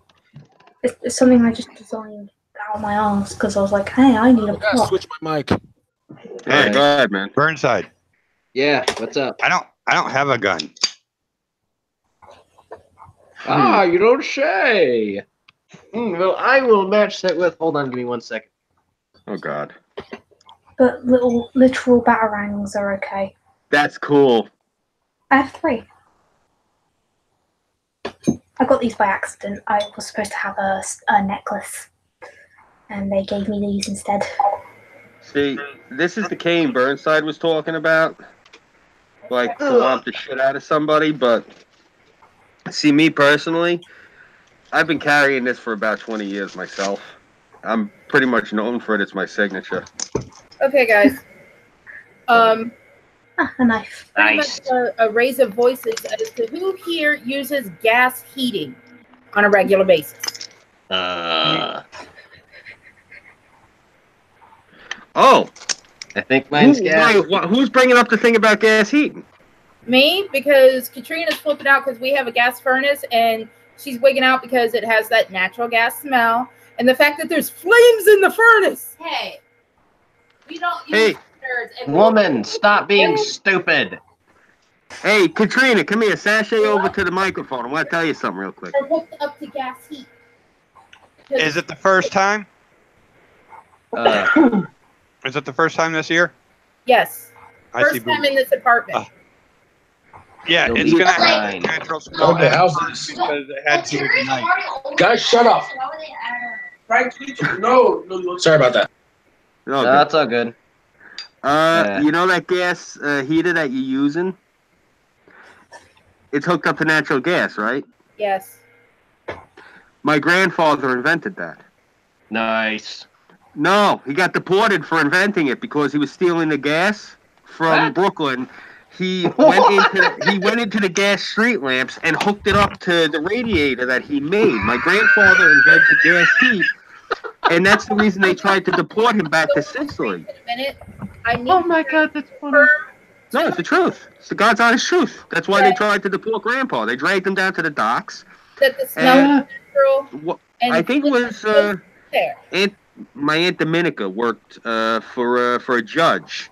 And the judge was like, "What's the matter?" "Oh, they're deporting my father." "Oh, okay, here you go. Here's a writ. Take it down to the docks." And they were literally loading him on the boat. And I think it was her husband, ran up with the writ, and they took the shackles off the old man.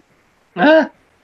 But this is the thing. The state of New York in the court, they made him sign it over to Con Edison. It was part of the deal. So the old man, Oh, they stole it from him. damn it. I need your help in calming my roommate down because she thinks there's something wrong with the furnace. tell her to stop being stupid Tell her and to beat her come with over. a giant I've penis. tried Is to there- tell her that. Is I there heat coming out of the vents? Just beat her with the biggest thing nearby that resembles a penis. I'm sorry, she doesn't have my dick. Katrina, can you hear me? Yes. Take it from me. That's perfectly normal for that thing to be shooting flames like it is. How big are these flames? I mean, are they like touching the ceiling? No. Then you're good. Are they in a compartment? I'm trying to explain to her with natural gas, you're going to smell the gas. You're gonna smell the gas. You're gonna see flame. It's perfectly normal. Listen to me. If it was malfunctioning, you wouldn't know. You'd be dead already. The fire would have engulfed you. You would have been incinerated by now. We wouldn't be having this conversation. So you're good. See? Now they're lying. You're gonna burn like it's Alcatraz. Yeah. Not Auschwitz. I'm like, God, kid, you're terrible. I know my childhood home got suffered an explosion. I lived in block flats, and block flats are very flammable because they were made in the 70s and they were never updated. So I know my childhood home suffered an explosion. it looks to smell that way. But that was a couple of years ago. You're gonna find bad shit. Hey, Wolfie, I do not have a gun either. If you Google constant cough first, Don't lie. answer. Look, Katrina, you know what you could do if it makes you feel better? Whenever I was worried about something bad happening, I'd sleep with rosary beads. That way, if I did die in my sleep, at least I'd get through the gates. It's up to you. I mean, it's just a precaution. Do you want a set of my rosary beads that I made a blueprint for? I haven't lit that What cigarette. I don't know. Do I want them? I mean, this sounds like a loaded question. Let's just say part of the cross would be actually could transform into a gun. The other part of the cross would turn into a knife. The wires for the beads would actually be strong enough to hold doors together or strangle somebody, and the beads could be used to help get rid of people following. Nice. Yes, I would definitely want rosaries like that. Are you kidding me? That sounds awesome. Yeah, that sounds pretty badass. I thought when you said It's that, only a one-shot gun, though. that's fine. I thought you were gonna say that they were like made out of recycled Benoit beads or some shit. I'm like, wait a minute. Hey! How do you know what the marbles aren't? They have to be steel. They could be recycled Benoit beads, the miniature ones. Ever since we moved in here. You know, You ever see they look like Benoit beads, but they're actually like it's some sort of African decoration? I'm not worried. You know what I'm talking about? I knew this girl once, and I did it to fuck with one of my friends because I worked at this craft store, and they got in these big-ass African beads, and they look like Benoit beads, except each ball is like this fucking big. So this girl, if she was 80 pounds, she was heavy. She was the skinniest little thing. So I was over her apartment, and I had grabbed these things from work just to be an asshole. They were like $5 for them, so I shelled out the $5. It was worth it. And I'm over a few of the guys are with me, and we're over this broad's apartment. So I put it somewhere so one of my idiot friends would find it. And he's like, "Oh, what the hell are these things?" I'm like, "Yeah, those are her Benoit beads." "These are her Benoit beads?" "Yeah, man. Look at her. But she's so small." I go, "Yeah, that's the reason she's not interested in you, an asshole. Look at what she has to play with." He's sitting there looking at these things like that, and they look like a big string of grapefruits. Yeah. Well, I just too short not to If it's on a string, then it'd be anal beads. Yeah. Then it was anal beads. I don't know what the name of these toys are, but that's what I'm saying. It was a big string, and we always referred to them that it's just a bead you shove up someone's ass is what we would refer to them as. So I thought they were anal beads. I didn't know. I thought that they were called Benoit. See, I don't know this. No, Benoit balls are not on a string. They're made to shove up the vagina to help with their cables. Oh no! These things I thought. See, I was mixing them up because we all thought that was what you would call anal beads. So yeah, I was telling him the wrong name, but he mistook it as anal beads. So he was under the impression that each of these beads that was about this big, she was shoving in her ass, and she had a string that was about 6 foot long of these things. Bro, I love gullible people. Miss Steam, I don't think I ever told you this story. You'll like this. I'm not really a troll. I think I'm a little too old to be a troll. That's something with younger people because I've been doing this shit since like the early 90s. I'm a bit of an asshole. And I'm one of those people where I'm not sexist. It don't matter if a man or a woman. If you're stupid and gullible and you let me know this, I'm going to take advantage of that for my own amusement purposes. So my friend was dating this girl. Prettiest thing. She was about as smart as a mule. And she calls me up. She was actually, I told Burnside this term earlier, and he thought it was hysterical. She was Israeli and Sicilian. She's what we would call in the neighborhood a pizza bagel. And she was. Now, don't get me wrong. This girl was gorgeous. I've shown her picture to a few people offline, and they're like, "My God, she is gorgeous." When she was younger, she looked actually like Fairuza Balk in The Craft. But since she's got older, she looks even hotter than her. She's a beautiful girl. But she was dating my friend. And like I said, she looked like Fairuza Balk, but she had a bit of a nose to her. And so she says to me, she's like, "You know, I just started dating him, and my friend he was a good-looking guy, and he was the most wanted guy in the neighborhood. Every girl wanted him. So she wanted to do something special for him. And I was his best friend. And she was under the misinterpretation that men talk about shit the same way girls do. Most men are not like that. Yeah, so she asked me, "Do you know anything that he's into sexually?" You don't ever ask me a question like this, because I'm going to have fun with you. So I look at her and I go like this. "Oh, yeah, I do know something that he's into." And she says, "Okay, can you tell me what it is?" I said, "Yeah, he's into schnozzing." And she looks at me and she goes, "What's schnozzing?" I said, "Well, schnozzing is like a blowjob, except instead of your mouth, you use one of your nostrils." I said, "You put your finger over the other nostril like you're doing a line of cocaine, and you start to rapidly breathe in and out." And she goes, "You serious?" I said, "Yes, I'm dead serious. That's his thing." So about 2:30 in the morning, my phone rings. And it's this guy, and he's screaming at me a mile a minute. She gave herself a bloody nose by trying to stick the head of his penis up her nostril. That's evil. Why did you do this? Because Scooby's an asshole. Yes, that's what I said already. To me, it was amusing. Like, you have to realize, this same couple, they were in a basement apartment. So me and the boys one night, we went and picked up a bag of reefer. We rolled up a couple of blunts, and we decided we were going to go out and terrorize the neighborhood. This is the thing. We actually had women that were waiting for us that wanted to hang with us, that wanted to, But no, we decided we were going to go out and be assholes because it was more fun. And so what we did was we went around the neighborhood and we stole every garden gnome we could find. And we got pieces of wood, we got bricks, and we got rocks, everything to prop them up. So in the morning when they woke up, there were all of these gnomes like this on an angle, leaning into the window, watching them as they slept. But like a couple of dozen gnomes. I mean, we put a lot of them out there. We spent about a good 7 or 8 hours collecting gnomes. And they called me up immediately. They're like, asshole, we know it's you. I go, what? They're like, there's a congregation of gnomes watching us sleep. I don't know nothing about it. I can't take credit for the all-time greatest thing.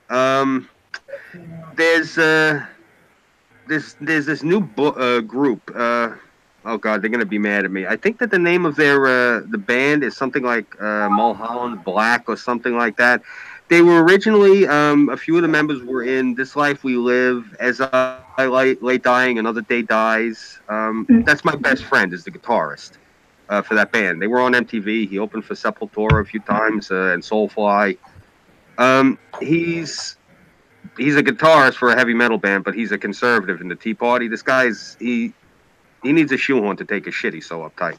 So a couple of the boys in the neighborhood, may he rest in peace, Fitzthorough and my other boy, Fats. Fitzthorough and Fats thought it was a good idea when Powder, that was the guy, the guitarist, went to work. The guy around the corner from him was getting rid of his pool. He got a new pool, so they took down the pool neatly and put the pool and all the pool supplies on the curb for special pickup. So they knew Powder was going to be working a double at McDonald's that day. We were all kids in high school. I was out of high school at this point. They were younger than me. Anyway. It's fine. So he comes home from work to find a complete pool, completely assembled on his front lawn, with water in it, the filter going, the ladder set up, and floats. They took the pool that was getting thrown out and they set it up on his lawn, so he came home and there was a pool set up there. In his front yard. These are the same guys. This is the last story because I wanted to monopolize the stream. These are the same guys. I told Wolfie about this. My boy is dead now, so they can't do anything about it. He stood in front of the judge, and the judge gave him a sentence, and the cop basically lied on the stand, and my boy caught time. So they released him before sentencing. So asshole got his hands on the judge's car and ghost rode it through the cop's house while they were in Florida.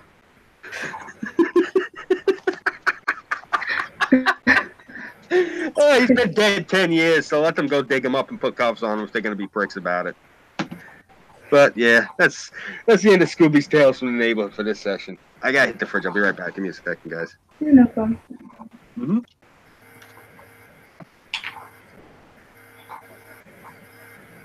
Ooh.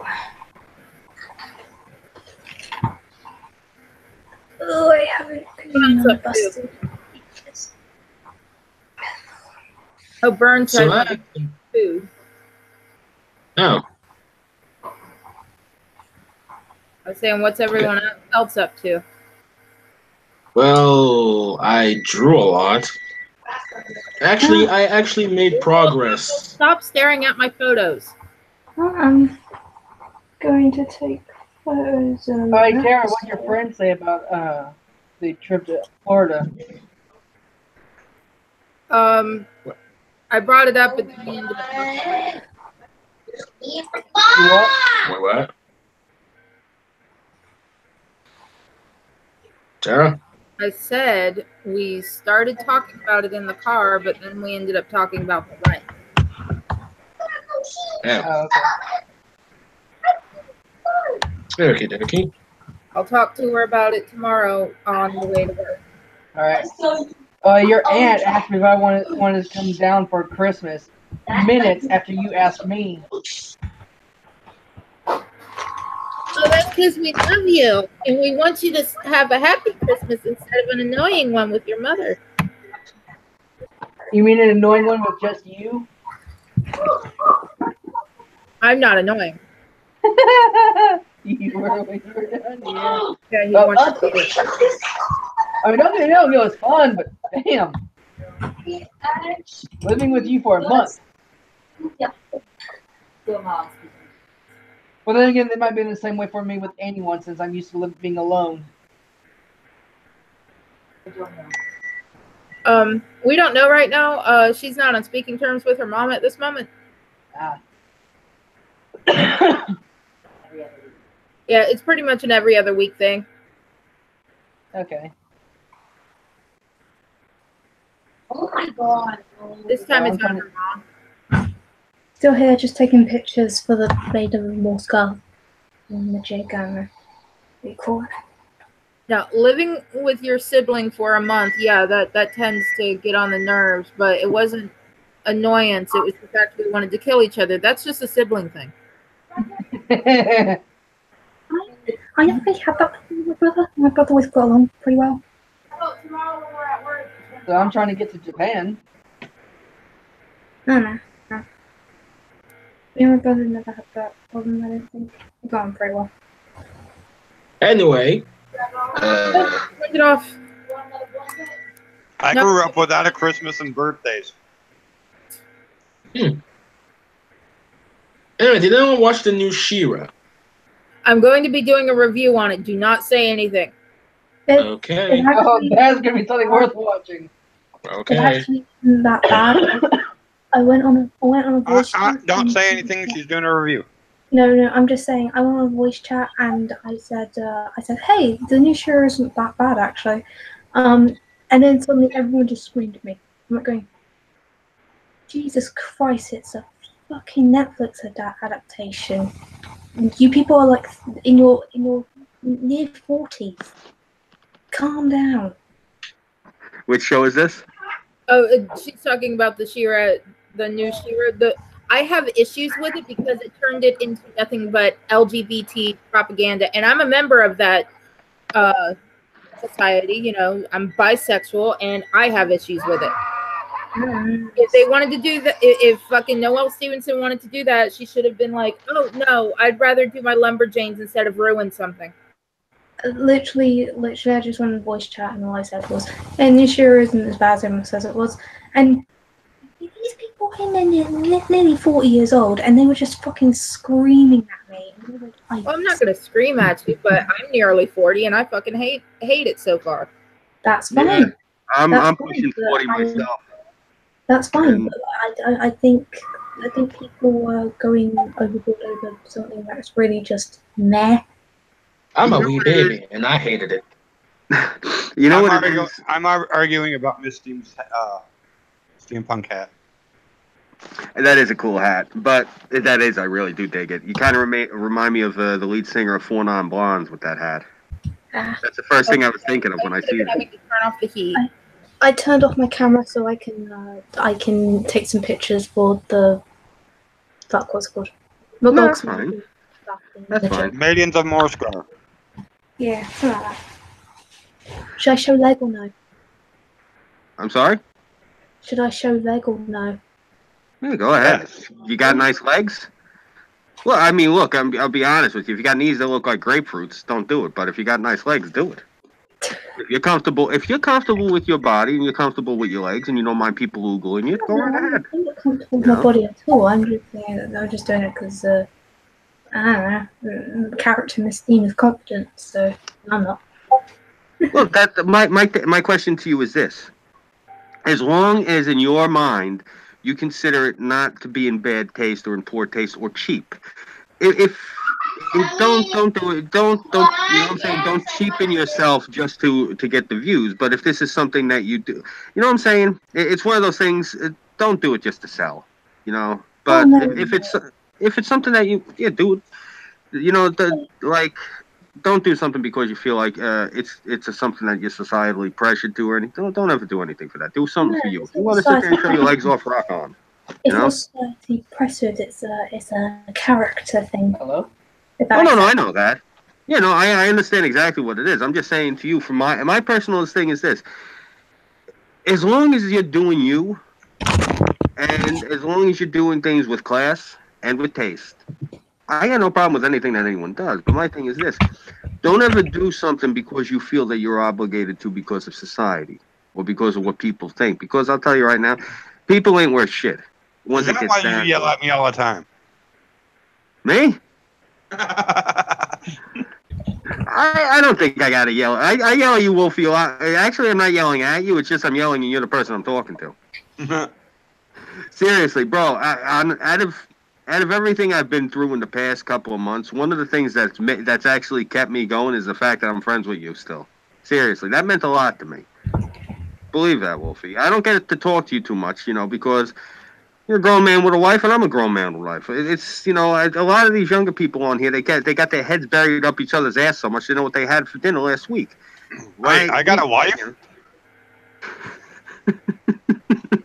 She must not be within earshot.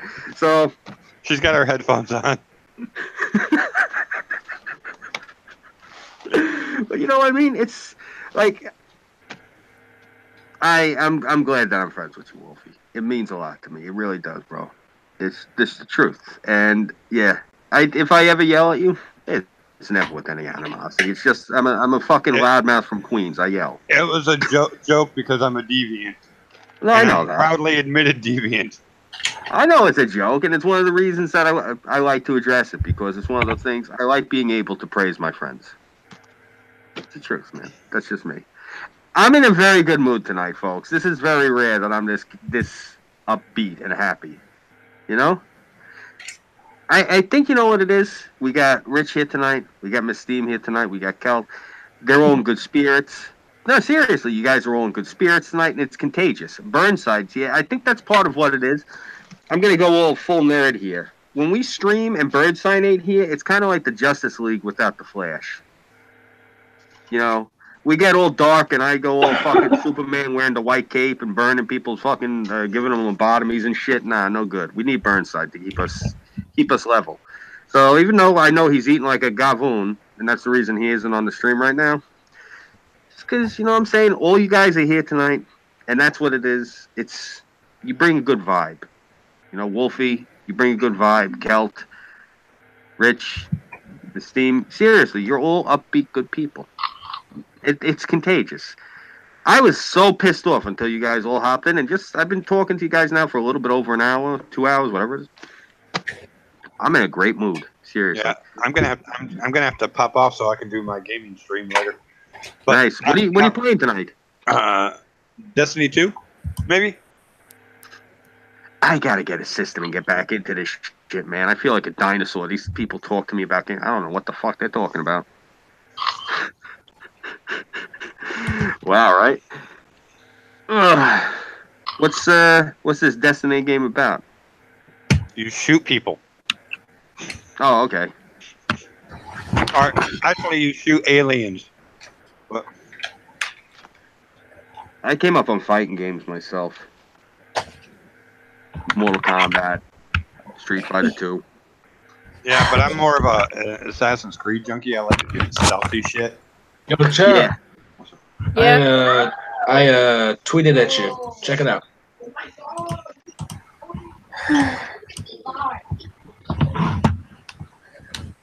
Kelt. Yeah. Shut up, man. No one could get a word in.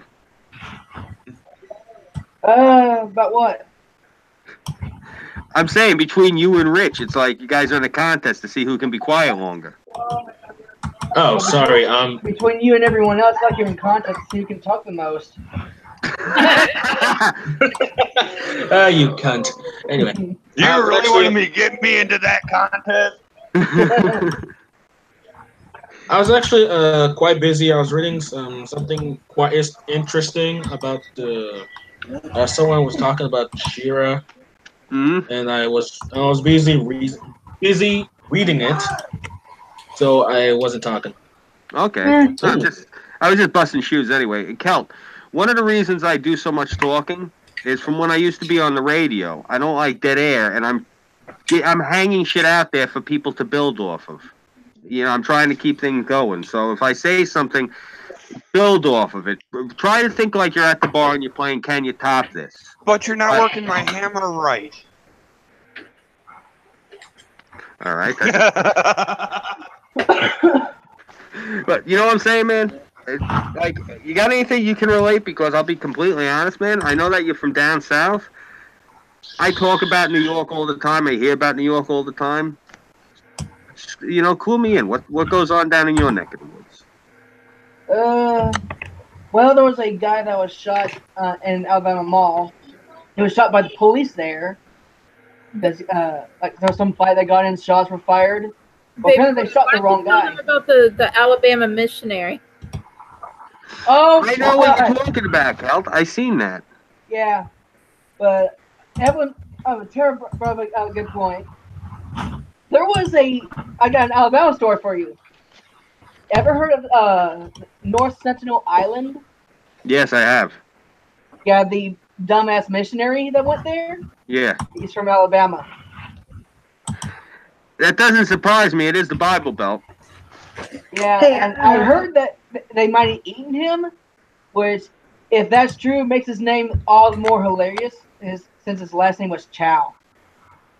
Hey, can I get you guys' opinion on a few photos I took for the Moscow thing? Okay, here's first one. Very nice. Second one. Third one. I wish I could draw those, but I have my hands tied right now. Fourth. Ooh. That one I like. I like the look on your face in that one. Fifth. Sixth. Seventh. Oh, and that's it. So which one do you like again? That one? I like that one, and go back a little. One more. Is there any more? Let me see. Okay, so that's overshot. I think. All right, go forward. Maybe I missed it. You see. That one. So you like that one and that one? Yes, yes. You know what it is? It's the look you're conveying more than anything else. That one you're conveying like it's a look like you're looking at somebody like you're having a conversation with them, and like you're locked in conversation. And that one is the conversation's over. Get the fuck out. That's basically the look on your face. I like It's that. like you want a piece of me. Okay, so I wanted to go for intimidating but sexy. So that one. That's definitely I'm in control. Why are you making eye contact with me? Look at your feet. That's basically what that one conveys. I like that. Okay. Dog, you are. Much. Yeah, that's one of those. My character is an aspiring dictator, so just look all confident and shit. So that's the look on the face right there. Is when you address me, you must finish with "Yes, my lady." Either that or I'm gonna fry that fucking furry guy out of the internet. I definitely, and if Miss Steam, if you send that picture right there to Rich here, he can actually hand draw that for you. What you're presenting right now, Rich. Wait, Rich is Rich actually did Irving Twins. If you look, that's Rich drew his avatar there, and he actually did Irving Twins' new avatar. Rich is actually eventually, if my channel does take off, I can't keep using the art that I'm using because I haven't gotten a response back from the two artists that I contacted about using them. So if anything, once Rich is done doing the art for me, I'm going to be using the art he makes for me. He's cool. really good. Yeah, Rich is a great artist. He's probably one of the best I've ever seen. You got to see he took Terra's avatar there and he took it to the next level, and the detail is amazing. Oh, I know. I also took it to the next level, if you know what I mean. Yeah. I'm sorry. It's all right. You're a young guy, and it's good. It's good. We need more young guys who are actually interested in women. So there's nothing wrong with that. And you have beautiful women here as subjects, so you're very lucky. Kill the MGTOW movement. Yeah. Oh, Terra, did you see? Yes, I saw. I liked it. I'm gonna try to do something with that later, but I'm quite busy. I've got like multiple. Hold up, how many do I have? Like 5 superhero fan arts I have to finish up, and I also have like 11 art projects I gotta finish up. I did the She-Ra versus Hordak one, and I got some inspiration from the comic, from the recent comic that's on right now. It's called He-Man and the Eternity War. Hold up. Eternity, probably. The Eternity. Hold on, let me see if I can. Yeah, so I did a playing cards look, and I hold up. I'm gonna turn on my camera. I'm gonna make sure it's covering me. So, hold up. Just put a mask on like I do. Oh wait, hold up. Speaking of mask, I have a mask. There you go. See, that's what I do. I make sure you got a mask on, and if you're near any windows, make sure that you're away from them so they can't see the scenery, so they can't figure out where you are. If I wore a mask, I'd have to sing once again with me. Please stop. Who said that? Well, actually, no, Wolfie, you got a good voice. I used to sing, man. You know, did I tell you when I was in high school, I went out? That's actually how I became friendly with the kid who's the guitarist in that band. His sister was, she was casting for the school play for Fiddler on the Roof. So I went out for Reptevia.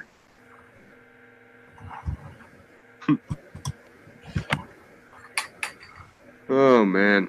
I can't believe that was 25 years ago. My God. If I were a rich man. Yada, yada, yada, yada, yada, yada, yada. I used to be a lead singer of a goth rock band. Yeah? Yeah. My fraternity, I was very drunk, but we did cover a lot of Sublime because I can actually sound like Bradley if I get a few beers in me.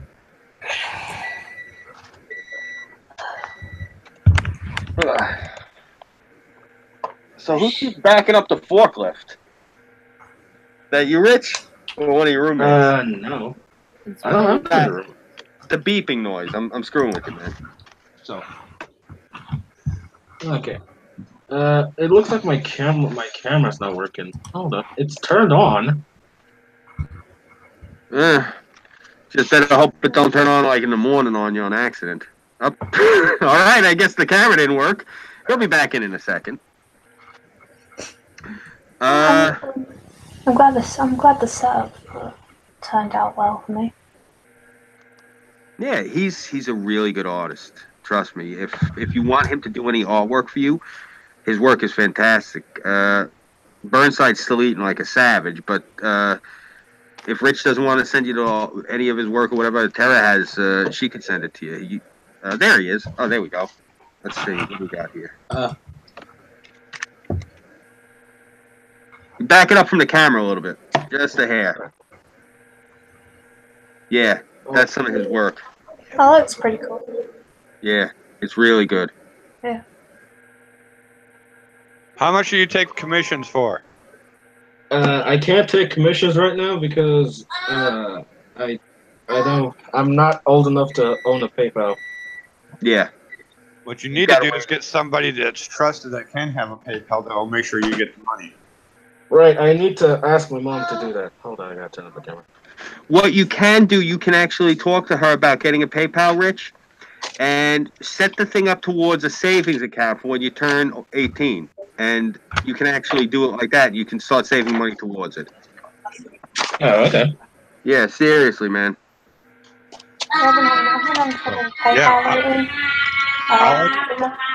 Definitely. Once you get the PayPal out, hit me up. I'm having trouble with my PayPal. It won't confirm my fucking bank. And it's really annoying. Why is it buying things? Oh, shit. Ah, kids. Gotta love them. Yeah.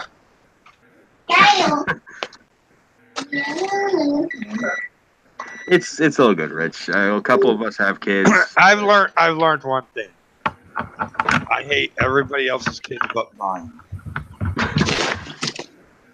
I've learned actually the opposite. I can't stand anyone I'm related to, but other people's kids I like.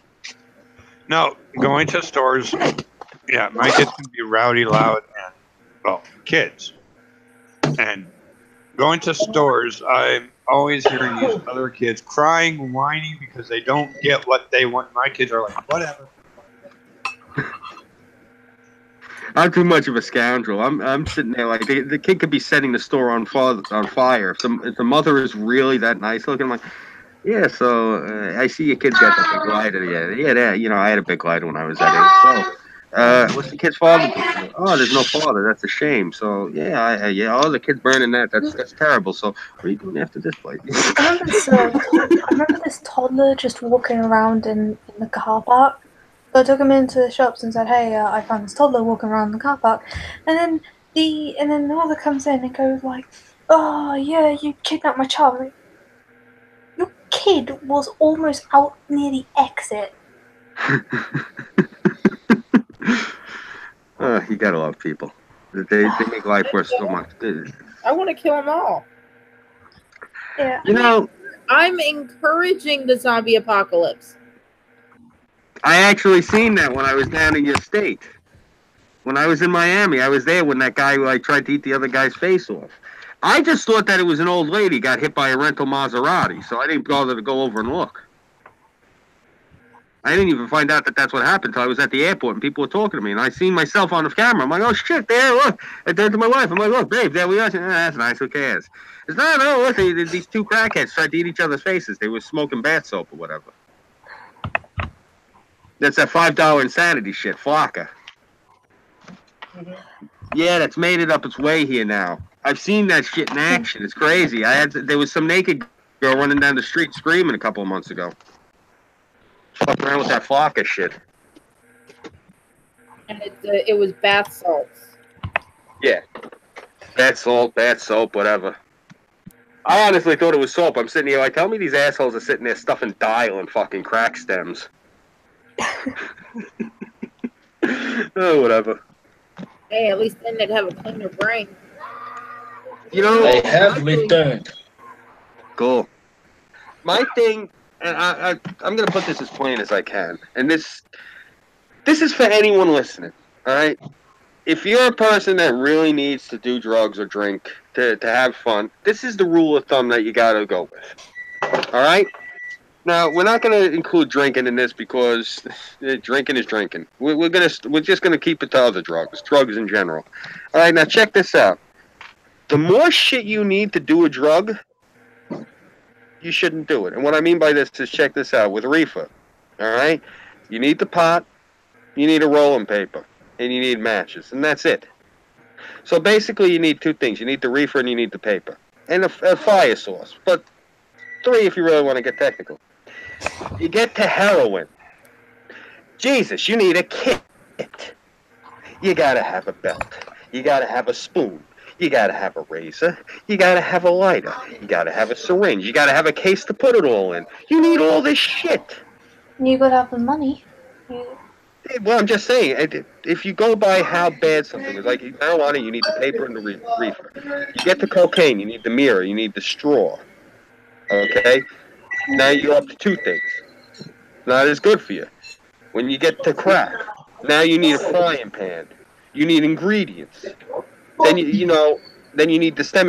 So now that's even more involved. The more involved the drug is to do, the worse it is. That's the rule of thumb I try to tell these young people. It makes it easier. If you got to work harder to get high, it's not good for you. I tell people. Reefer, you don't even have to smoke it. You can eat the shit. It'll hit you harder a little bit later on. Seriously. So it's not that bad for you. And I tell people this, because I live in liberal New York, and they like to say this shit to you because they're all progressive. Oh, well, the war on drugs this and the war on drugs that. Okay, asshole. You show me one picture of somebody overdosed with their eyes bulging out their head, their mouth foaming, and they're clutching a water bong, and I'll concede to you about, the war on drugs. I have yet to see anybody overdose on marijuana. Believe me, I've tried. You can't do it. Yeah, the thing is drug dealers here, I apparently, according to what most Americans talk about, drug dealers are there. Drug dealers here seems to be a lot smarter because they don't actually go for the really hard drugs because they know it makes them less money than if they go for the softer drugs like marijuana and all that stuff. Because the thing is, there's more of a market there. and less of a risk too. So drug dealers here, you don't find a lot of heroin dealers and shit like that. And on top of that, I noticed that apparently American dealers deal with homeless people, and it's like that's over here. Like if you're homeless, no drug dealer will deal with you because that's terrible business. Yeah, but the American dealers will actually force the homeless guy to go rob and go steal to pay them. That's part of the reason that they get them hooked. Like, one of the rule of thumbs that we learned around here, and look, I say things, again, I don't do any of these things that I say to you guys. This is shit that goes on around where I live. You know, like, you talk about how there's Muslims going around raping young girls. That doesn't mean that you particularly are going out with the Muslims and raping young girls. It happens where you live. I mean, obviously, you're a young girl that they're doing it to, or trying to do it to. You know what I'm saying? So you're somebody that they would target. That's how it affects you. I am somebody who observes the shit that I say in my neighborhood. So when I say all this crazy shit that we do in the neighborhood, I've said it before. I'm usually sitting over there reading a comic book like, holy shit, watching it. I don't partake. But like, one of the things that they'll do in this neighborhood is you get somebody, one of these homeless guys, hey, you want a taste? And they get them hooked. Crackheads were a commodity when I was younger because you go to a crackhead and you go like this, here, take this 38 snubby. I want you to put 2 in this fucking guy's head. I'll give you a 50 rock. And basically you can get him to kill somebody for a 50 rock of crack. That's the reason that they get these people hooked. You get you get people who are disposable. And now this is the thing. They'd say, well, and somebody asked me, they're like, okay, and then you don't give them the rock, right? No, you give it to them and you say, I want to make sure that you do it. You do it right in front of me. They do that much crack in one sitting, their heart's going to explode. What happened? The crackhead robbed the guy, got a rock, and his heart exploded. You're not a suspect. That's the reason that they get the homeless guys hooked. Ah, that makes sense now. Yeah. Here it's kind of just like it just makes sense to go with the softer drugs because more people go to the softer drugs, which means you get more money out of it, and you know, if you get caught, you get a lesser sentence than if you were doing the harder drugs, and it just works out overall. Yeah. Sort of thing, and dealing with homeless people is unreliable and risky, so it's Well, they're not using them they use them as pawns around here. You'll see. Like, the cops know exactly what's happening, too. They're not stupid, but they can't prove it in a court of law. That's one of the reasons that they do this, because it's a known thing in this neighborhood. You need somebody taken out, find a crackhead and make a deal. I'm dead serious. Everyone knows that. It's like... Sorry. No, please. I think it's also to do with the homeless in America and England as well. Our homeless in Europe are very different from homeless in America. Our homeless keeps themselves, do what they do, get what they do. They need to survive, you know, and they don't really have any help or at all. Yeah. Actually, they get discriminated against. While in America, they get given a lot of money and all this shit. Yeah. So I think that's also another reason why drug dealers actually don't deal with the homeless, because the homeless kind of keep to themselves and know that, I'm already in shit. I'm trying to get out of this shit. I don't really want to get into further shit. Yeah. Well, that's the thing, too. In America, a lot of our homeless, it's due to the fact a lot of them are crazy. There are a lot of people where it's just shit happens and they wind up on the street. Those people aren't homeless for long. Those are people that they've hit rock bottom and, you know, the life dealt them a shit hand. It does happen. But the ones who are on the street for years, it's because they got, you know, a couple of screws loose. And these are the ones that they target. And if it's not crack, it's booze. But the reason that they'll buy them booze, they get them hooked on things. It's now when you got people who have these mental problems, they're used to chemicals anyway, and some of them they have addictive personalities, and that's the only thing wrong with them. Those are the ones they target. I hate saying it, that's the only reason in America that they deal with these poor people and crackheads is because they use them for that purpose. It's nefarious, but I've known plenty of guys throughout the years, and you look around, you know, the homeless guy, like, where's Clyde? Oh, you didn't hear about Clyde? No, what happened to Clyde? Butchie made a deal with him. Told him he'd give him 100 rock. He had to go smoke that guy and his old lady for it. So what happened? Guy and his old lady, you know, he went in there and the guy lit up Clyde about 6-7 times. Clyde's dead. Butchie's looking at 20 because he got caught as an accessory because Clyde gave him up to the cop before he got picked up.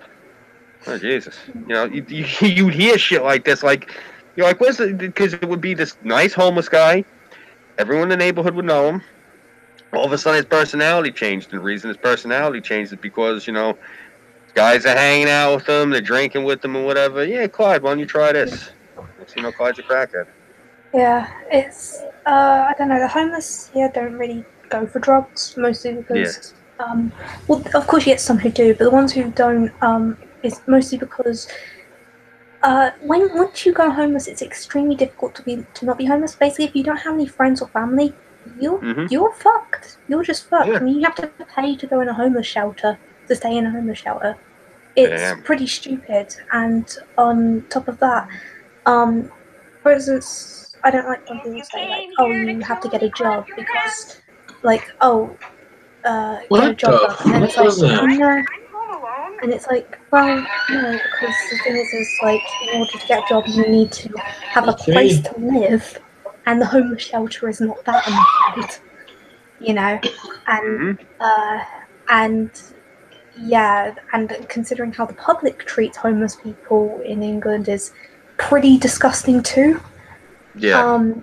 And so basically, if you're not very lucky, you're stuck being homeless, even if you were just a decent person. And that's why a lot of homeless people don't go for drugs either, is because a lot of them are just decent people who pretty much got screwed over by, well, the majority of people who are homeless here were screwed over by the government. That sounds about right. Damn. Yeah. I mean, a lot of homeless where I used to live was students who got tricked in thinking that, oh well, you're going to university and that stuff is only this much, but then they don't. They tell them that only for the first semester, and then they have to fork out more and more, and then they lose contact with their family on, you know, and of course, libraries won't let them in. Yeah. You know, so a lot of homeless people are actually like students and people who were very dependent on benefits, and and of course runaways, like men. Like a lot of the reason why we have a lot of men that are homeless because they were abuse victims. We don't have any male shelters. We don't have any male abuse shelters. And there's also a lot of kids that were in halfway homes. That here's the thing: how they structure a halfway home is kind of like you go in a halfway home, and as soon as you got a job, they go, "Oh, you don't have to live in the halfway home anymore, so we're going to kick you out." Yeah. Even though you need to save money in order to live in a place, and these halfway kids don't have a home because they're not adopted, have a foster mother or anything like that. So a lot of these kids go homeless because they don't know what to do. Yeah. So it's actually the government that makes the most homeless people here, and so a lot of people who are in the right mind just become homeless, and I think that's why they don't become victims of drugs as much as Americans do. Well, I'm differentiating between homeless people and squatters, because the squatters that we have, especially here in New York, they're a separate population from the homeless. And the reason I say this is, the squatters actually have like a community. It's really fucked up, the squatting community in New York. They like it's like a whole community unto itself. It's like the literally like an underbelly. Whereas the homeless, it's completely separate from everyone else. It's like they operate within society, whereas like the squatters are outside of it. It's very strange. It's completely different because a lot of New Yorkers do not look at squatters and homeless people, even though both of them are homeless. We look at them as completely different because it's like the homeless they tend to be like lost and adrift. Because to truly be homeless in America, you have to be crazy because of the way that the system is set up. It's if you're homeless, it's for a short period, like I had said. But then there's the squatters, and these are the ones where they choose to be. They don't want to work. They don't want to pay for anything. and they want to live in a building that has heat and water and electric for free because no one ever shut it off because the building is just there. So that's what you have a lot with. There are whole buildings in different parts of Manhattan and different parts of Brooklyn and Queens that are full. The whole building is full of people, but they're all squatters. They're living there for free because they showed up and somebody just hooked it back into the grid and no one ever checked up on it. You know? I don't know, it kind of sounds crazy to me because, like, again, the public sees homeless people as these disgusting bums who shouldn't exist. I mean, where I used to live, it was very common to see people around my age just beating the shit out of someone who was minding their own business because they happened to look homeless. I mean, hell, one time I wore a coat that was a bit tatty, and someone thought they could harass me because they thought I was homeless, even though I wasn't. Yeah.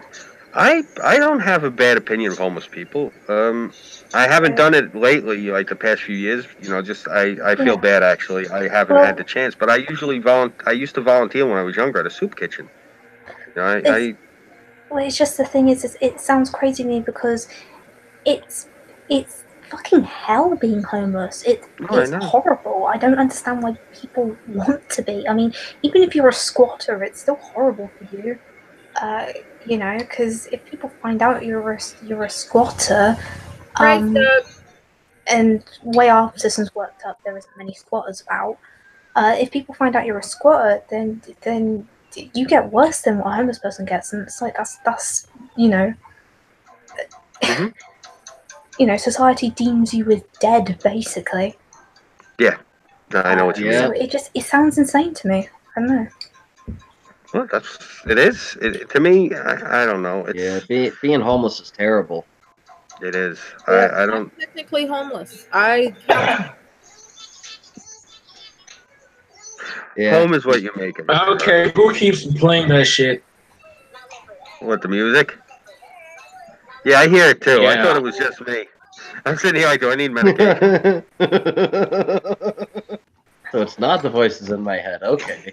Yeah. I used to have a T-shirt that said the voices in my head are singing to me again. That's funny. Praise Doug! Yeah, just how the homeless and the drug dealers work in America is just insane to me because it's like that's bad business practice, and also why would you want to be homeless? And then when I found out how you guys work, I'm like going, huh. Yeah. I mean, we've got a good chunk of them in Chicago here. They used to actually kind of have their own small little community.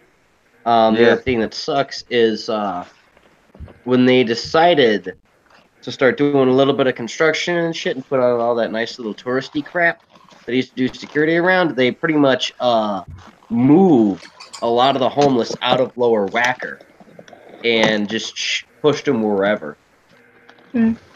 Well, we actually have a place called Tent City here. Yeah, I heard of that. We have anti-homeless spikes and slopes, and people are really for them, even though literally it just injures people. It just causes hospital trips. It doesn't help at all. I mean, there's been multiple cases where people have tripped over and died because they've impaled themselves on the fucking anti-homeless spikes. It would make sense if it was like near windows, but no, it's just like in the middle of the fucking street, and it's like. Sounds like regular old England. Oh, you're a peasant. Fuck you, die. Slopes, they're great for disabled people. Really, they are. You know, trying to get rid of the homeless. When in actuality, you're sending the disabled to the fucking hospital because, oh shit, they fell over on your stupid anti-homeless slopes. How does that work? A slope? Yeah, anti-homeless slopes are just. Is it like a speed bump? It's kind of like if you want to. It's really annoying. It's like basically in like little corners of streets they have these slopes so that homeless people won't sleep there. Yeah, I got it. But there's so many times where people have injured themselves because of these fucking slopes. And it's like, okay, one, you're putting spikes everywhere, which means people are going to fucking hurt themselves. And two, Oh yeah, put slopes everywhere. When you know where I used to live have the most like physically disabled people there. That's perfect, especially for people who've got wheelchairs. Oh, that's great. That's just that works so fucking well. All right. I'm gonna do a shameless plug. Follow me on Twitch, people. Burnside, you remember the benches that had enough space for your ass and the arm railings all through them in DC, and how the potted yeah, how they had the potted plant in there. Yeah, the pots were wavy. Yeah. That's homeless deterrence. Yeah, I was just going to say, you guys read my mind. I was going to mention when we were in D.C. For anyone who's watching that isn't aware, Burnside, Terra, and myself all met up in D.C. This past September. And Burnside and I had already met up the previous year with Greater Ajax and Diogenes of Sinope. Not the same Diogenes who was on Ralph Retort's stream about a month ago. I think it was a month. Different guy. Same name, though. So I'm glad. Apparently, I'm the only Scooby right now, so I'm good with that. But you know what I'm saying? When we were in D.C., yeah, they got like all these homeless deterrents, and it's kind of messed up. They got the same deterrents for homeless people that they got around here in New York that they put up to keep pigeons off of shit. You know, and it's it's kind of mean. The reason why I really hate anti-homeless folks is because I impaled myself on one. Damn. Well, that sucks. It hurts. I would imagine. I still got the scar on my thigh. Ow. I'm sorry. That sucks. Yeah, and it wasn't like a drunken stumbling or anything. I literally just tripped over on one of them. Now that and people sucks. think they're a good thing. And it's like, no, people have died because of these stupid spikes everywhere. I mean, granted to us, we're not as bad as France putting homeless people in cages. Damn, cages! Holy shit! What, in France they made it legal to. They say have cages everywhere, and tourists wonder why there's cages there. The reason why there's cages there is so that the basically people can shove homeless people in there, and then the police can catch them in the morning. It's also for drunk people too. And the only reason why we didn't make this legal was because it's against human rights. Makes sense to me. Yeah, it's kind of fucked up to just stick them in a cage like that. You know, I hate saying this. If they put cages like that here, I got a lot of people in the neighborhood that don't like me because, you know, if I find out you're doing something really, really bad, I'll come at you. And I can just imagine me walking down the street and a couple of people bum rush me, throw me up in that cage, and then just start stabbing me while I'm in the cage. You know what I'm saying? That's not a good thing having something like around here. Yeah. Oh my God! You'd come in the next day and there'd be dead people all over the place because people were just stuffing them in cages. Yeah, either that or I'm sure you'll have the sodomites that'll be trying to make dungeons out of the cages. Oh yeah, no, people have died in those cages. Apparently sticking people in cages, not being able to run away, is actually a bad thing. Yeah, for exactly the reason I just said.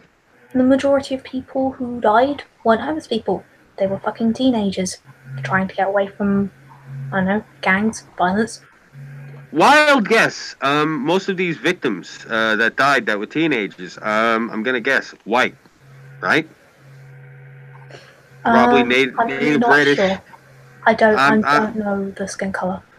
Fair enough, but I'm going to go out and say a gamble here. And anyone listening who wants to prove me wrong, by all means, I want to be proven wrong on this. I'm thinking that they're all white teenagers that were targeted specifically by these grooming gangs I've been hearing such lovely reviews of. And my thing is this. I don't care what color anyone is on either side of it. You don't do that to your fellow human being. You don't do that to anybody. You don't do that to your fellow human being. I understand when Americans go like get a job because the way it is in America, right? But I don't know. I still get really angry when someone says that because it's a saying we have. The country I live in is basically going like, stop being homeless since the government made you homeless, bitch. Yeah. Well, it's a different situation there. Like a lot of us, the way we look at it here now, you got to realize in the past 10 years, our economy wasn't doing good. But Yeah. when I was younger, and now again since we got Trump in the White House, that the economy's doing good. So a lot of people in this country, the way that they look at it is when they say get a job, you bum, it's because they know that the government is giving them free shit. And the thing is this: you want to sit there and relax, earn it. You want to sit there at 2, 3 in the afternoon, work at 6 in the morning until 2, knock off, and then go hang out. You know. I perfectly understand that. The thing is, it's kind of like the clown rage. It's like I know it's irrational, depending the circumstances, but I don't care because psychologically I've been, used to being angry of mistreatment of homeless people. Oh, no, believe me, I understand. Again, like I said, I used to volunteer to help them, so I actually used to get into fights with people who would try to roll them. So believe me, I know exactly what you're talking about. I got a few scars on my knuckles from getting into it with people. They try to roll like there was an old guy in the neighborhood, and they wanted to rob him for his shit. And my thing is this: you gonna rob a homeless man? Really? Yeah, that's really shitty. Yeah, you're gonna take from that person when that's all that they got? Yeah.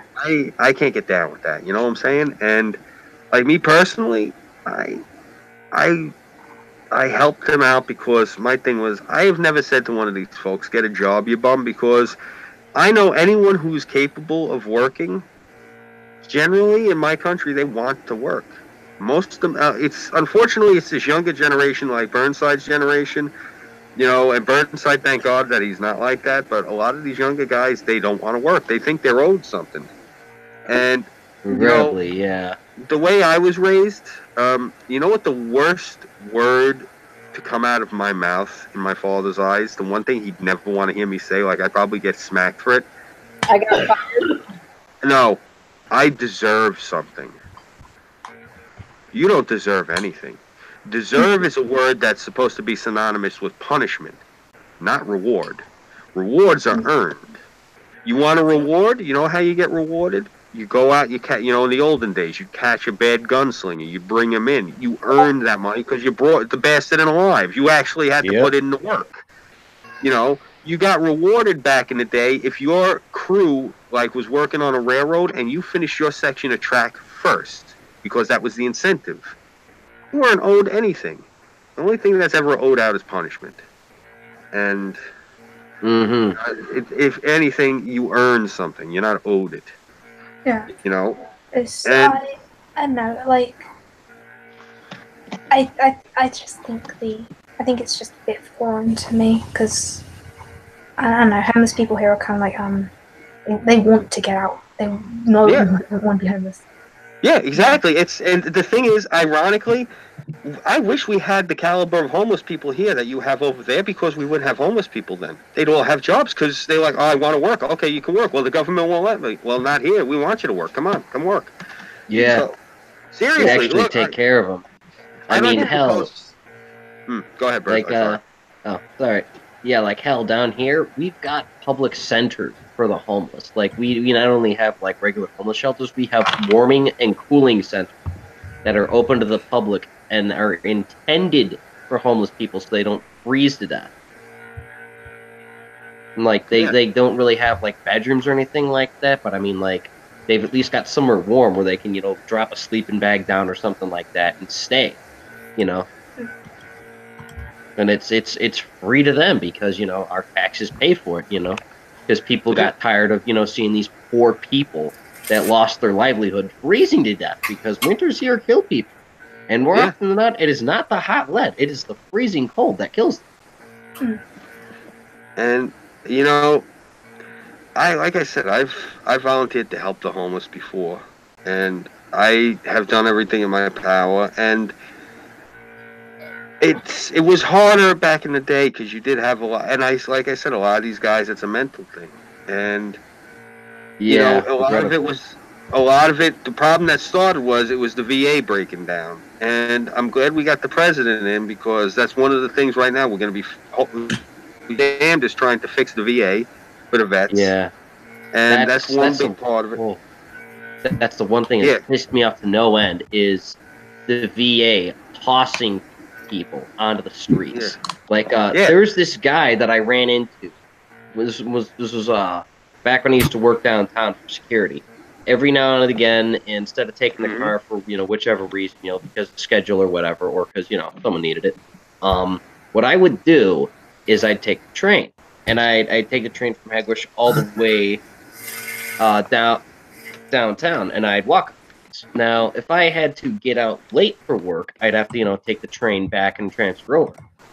And there was this guy that I met, who his name was Blue, and this guy was a soldier that got tossed out on the streets because the VA was running around circles with his fucking paperwork, and they're trying to send him to 3-4 different fucking places just so this guy can get into a basic VA homeless shelter or some shit like that and get his fucking hand looked at. And I'm like, are you fucking kidding me? It's fucking terrible. So I, gave him a buck, gave him something to eat if I had it, and if I could ever think of anybody else that I knew, like as far as military, who knew anybody, I'd tell him, oh, check this person, check that person. And he had this book that he'd write people's names and stuff down. It's fucking terrible.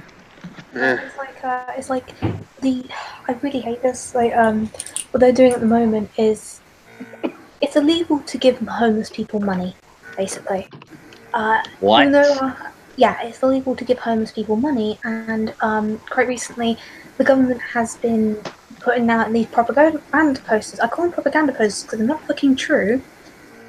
Don't give homeless people money because they'll buy drugs. Even though our drug dealers would never deal with a homeless person, because that's bad business and stupid. You see, it's things like that are the reasons why I love the fact that I'm American and why it will never visit England unless I'm going to liberate your country. Because that's fucking insane. Also, I remember when... Oh, and also, if you are caught buying food for a homeless person, they can refuse service for you. Wait, what? Yeah, basically buses, basically any service where you have to pay, like buses, shops, all that stuff, they can deny you service if you're homeless. Just kick you out. I remember I used to work in a supermarket, and they told me not to serve a homeless person simply because they're homeless. I did it anyway. And it's good that you did. Okay, when... how has no one yet Guy Fawkes'd your fucking government? Seriously, what the flying fuck? Well, it's the public, that's the thing. It's not exactly the government. The public is very anti-homeless, very anti... we still kind of have a classist attitude. I remember I had an ex-friend, I call her an ex-girl, simply for this reason. We went to McDonald's, we went out in McDonald's, she saw a homeless person in there and decided, I'm going to pour my milkshake over this homeless person. What in the flying fuck? And, and I basically told her fuck off, and I bought him food, and gave him £20 so here's for a few nights for a homeless shelter. I'm sorry this happened. I've been told I shouldn't have done that because it wasn't my fault, but it's like I feel guilty because I was some asshole with that bitch. Yeah. One of your asshole friends just fucking decided to pour fucking whatever on a homeless guy. That's bullshit. Yeah, she's lucky you didn't knock her teeth out. You did not have to do that, and that's what makes you a good person. You see, that's the thing. It's a decent thing to do. Because I knew she wasn't going to do it. I would think not after dumping a milkshake on him. No, I told her to fuck off. Well, you did good. You did right, and things like that upset me. Yeah. If you'd have to see what I look like in person. Like, I'm a big guy. And part of the reason when I was younger I started working at the door of a few different places was I'm a nerd. I've always been a nerd. I'm a comic book geek. I grew up on video games, model kits. I was the only guy who was on the chess club and who was also on the weightlifting team. And I was a dungeon master. That's just me. And part of the reason I started working the door of different places was if I seen somebody like your friend dump a drink on somebody, like at the bar I was working at because they were homeless, I'd grab her by her wrist, twist her arm around so her arm was now behind her back and pinned. It's basically a pigeon wing her, and I'd walk her out the door that way, and I'd toss her onto the street and say, "Don't come back in here." Well, she's not my friend anymore. Right, but I'm just saying. Good. Yeah, I haven't talked to her ever since that night, really. Yeah, basically, she never gave me the impression she was a bad person. But then as soon as she did that, I was just like, fuck you. Yeah. I don't blame you. That's disgusting. Sometimes but that's actually the perfect example of the attitude of how English people treat homeless at the moment, especially the millennials. Yeah. Actually, no, the baby boomers are actually worse, because the millennials, at least, most millennials actually just ignore the homeless people. The baby boomers, oh no, they decide to call the police on them, harass them, yell at them, all sorts. What? You know, most millennials leave them alone. Well, what the hell did they call the police for? As far as like what the homeless, like would they call them for hanging around like vagrancy or something, or did they like go out of their way like it was their fucking sport, like shooting the Irish? It's called indecent exposure in public. So like if he's peeing? No, basically being homeless is indecent exposure, and they need to be moved into a less touristy area. Wow, indecent exposure around by me is if you walk. It used to be if you were walking around balls naked, but I don't know. New York, you're allowed to do that now, so I don't know what the hell indecent exposure is anymore. Maybe it's being homeless. Maybe they changed the law and I didn't even know. I'll go out there, the guy will be wearing a fucking overcoat, scarf, and a hat in friggin' the middle of the summer. What are you arresting him for? Indecent exposure. Huh? It means something different here. That's why when you're like indecent exposure, I'm like, you got naked homeless people running around? That's the thing. I think I figured out why they can't get a job. They got is I started dressing a lot nicer in my teen years because how many times people mistake me for a homeless person. Wow. You know, that happened to me once. You don't have to feel bad. I hadn't shaved and I had some good 5 o'clock shadow going on. And I'm sitting there, and what had happened was I missed my train at Penn, and so at Penn Station, and the next train wasn't until like I missed the midnight train on I think it was like Friday night. So you got to wait till 6 a.m. for that train. So you got to wait 6 hours in Penn Station. So it was a heat wave. It was hot as fuck. So I go upstairs, and I'm sitting here, and I got a cup of coffee, and I'm leaning up against the wall, and I got my feet out like this, and I got my arms resting on my feet, and some asshole goes by and throws change in my coffee cup. I look at him and go, what the fuck are you doing? He's like, what? I said, what the hell did you just throw in there? He's like, oh, I'm sorry. And he throws in more change. Like I said I didn't want, that's the reason I bitched. Yeah, I said, I'm like, I was drinking that coffee, asshole. I'm sorry, I thought you were homeless. I go, you go fuck yourself. Oh god. I mean, to be fair, it does depend where you are in England. Like some areas are a lot nicer, some areas are a lot more. Like if you go in the more touristy areas, people are going to be a lot meaner and a lot crueler. If you go in less touristy areas, like less known, well-known areas, people are going to be a lot nicer. But it's still a major difference from America. Yeah. Yeah. Sorry about the coin cup thing. The what? Sorry about the Queen Cup thing. That sounds annoying. Queen Cup? Is that what that noise was? No, you said there was someone put a coin in your cup. Oh! I thought you were talking about the noise that kept going on. Yeah, no. It actually I was mad at first, but then I realized because they got the ticket out of the machine. This guy wound up throwing like $10 worth of silver dollars in my shit. So, damn! So it was like a dollar cup of coffee, and I made $9. So I wasn't too mad after after I dumped it in the sink, and I'm looking, I'm like, oh wow, he threw me all dollars. Okay, I wasn't too mad, but yeah, no, that pissed me off. But nice. I know in my old town I got the reputation of the weird girl because I would after college I would just hang around with the homeless people for a while. I got the same thing happen to me. You know, I got a lot of shit when I was younger because my crew was made up of there was me, there was my two of my best friends were Greek, a couple of the other guys were Puerto Rican, there was a few Sicilians like me, a couple of Italians, a couple of Irish, a couple of Scotch, a couple of black kids mixed in, a couple of gay guys. I got along with everybody. Yeah. But the thing was, back in the day, that wasn't how it was working. Like one of the things was you couldn't have any gay friends. They come over, they'd be like, "Yo, Scooby, come here." I walk over, yeah, what's up? Why are you hanging out with that gay guy? Well, what's the problem? Well, what, Scooby, you taking in the ass or something? No, asshole. The fuck you asked me a question like that for? What the fuck you hanging out with a fudge packer? Oh, why am I hanging out with a fudge packer? Maybe because I don't got a problem with what the man does behind closed doors. He's a friend of mine. We're sitting here bullshitting. Why does it got to be a problem? Well, we don't want his kind here. Oh, you don't?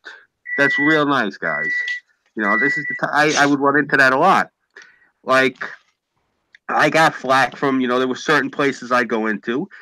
They didn't like, hey, Scooby, why are you bringing them Spanish guys in here? I go into another, Scooby, why are you bringing them black guys in here? I'd hear this shit a lot, depending where you go. And the thing that would bother me is this. As an American and as somebody whose family immigrated here, I really do believe in what is written in the Constitution. I believe that it says all men because it was written a couple of 100 years ago, but I believe that all people are created equal. Really, it's what it comes down to. It don't matter. It matters what the person's character is. The hell do I care what they look like? I got some flack a couple of months ago. Because I had no problem talking to somebody who has views that I don't agree with. But we had civil conversation about it. And people said, we're going around saying I'm a white supremacist because I was talking to this man who had views of that caliber. And I was able to talk to him civilly, and I didn't rip him apart because he gave me no cause to. We talked about what we didn't agree with politically, and we covered it, and that was it. And, well, you didn't tear him apart because you didn't agree with him politically. Don't do that. And I got flack for it. Let me just say this as somebody who's been accused of, rolling white supremacists. My sister's husband's Jordanian, which means that all of my nieces and my nephew are also half Jordanian. My niece, this is my nephew's wife. She's an Albanian Muslim. I love this girl with all my heart. She's a sweetheart. My sister-in-law, she actually taught me how to play Texas Hold'em when I was younger. She's not a lesbian. She's a dyke. She is a bull dyke. She drives a Harley with ape hangers. And her husband. All right, check it out. She's Aunt Susan. The husband is Uncle Margaret, and they're great people. They are great people. And you know what? I say this to anybody who says anything about me when it comes to this shit. I don't got a problem with nobody on their walk of life. If I say something to you, it ain't because of the color of your skin, it's because of the color of your character. I call you something, it's because you're a prick. And that's how that's what it boils down to. And that's what you gotta step back and look at it like. This person that you used to be friends with, it's you don't gotta look at it as a reflection on you because people show you the side of their face they want you to see. And you were just fortunate you caught that then instead of 10 years from now. Yeah. So they did you a favor. I was mad for a minute because I had a lot of people coming at me because I streamed with this guy who was a Nazi. How he claimed or whatever. I didn't really get into it with him. And I didn't rip him apart. So people shunned me for this. And you know what? I believe you got a right to an opinion, even if I don't agree with it. And if you're cordial and respectful to me, I'm going to show you the same respect. And I'm glad that this happened with this guy because I got to find out now what caliber of people these people are. Because I'm tolerant of a lot of people, but the one person I'm not going to deal with is an absolutist. And if you say to me, well, if you don't agree with me, you can go fuck yourself. Well, I'm not going to go fuck with myself, but I'm not going to agree with you. It's like I go on a Patreon stream, and the only rule is to not talk about politics, unless it's steampunk related. I'm like, okay, fine.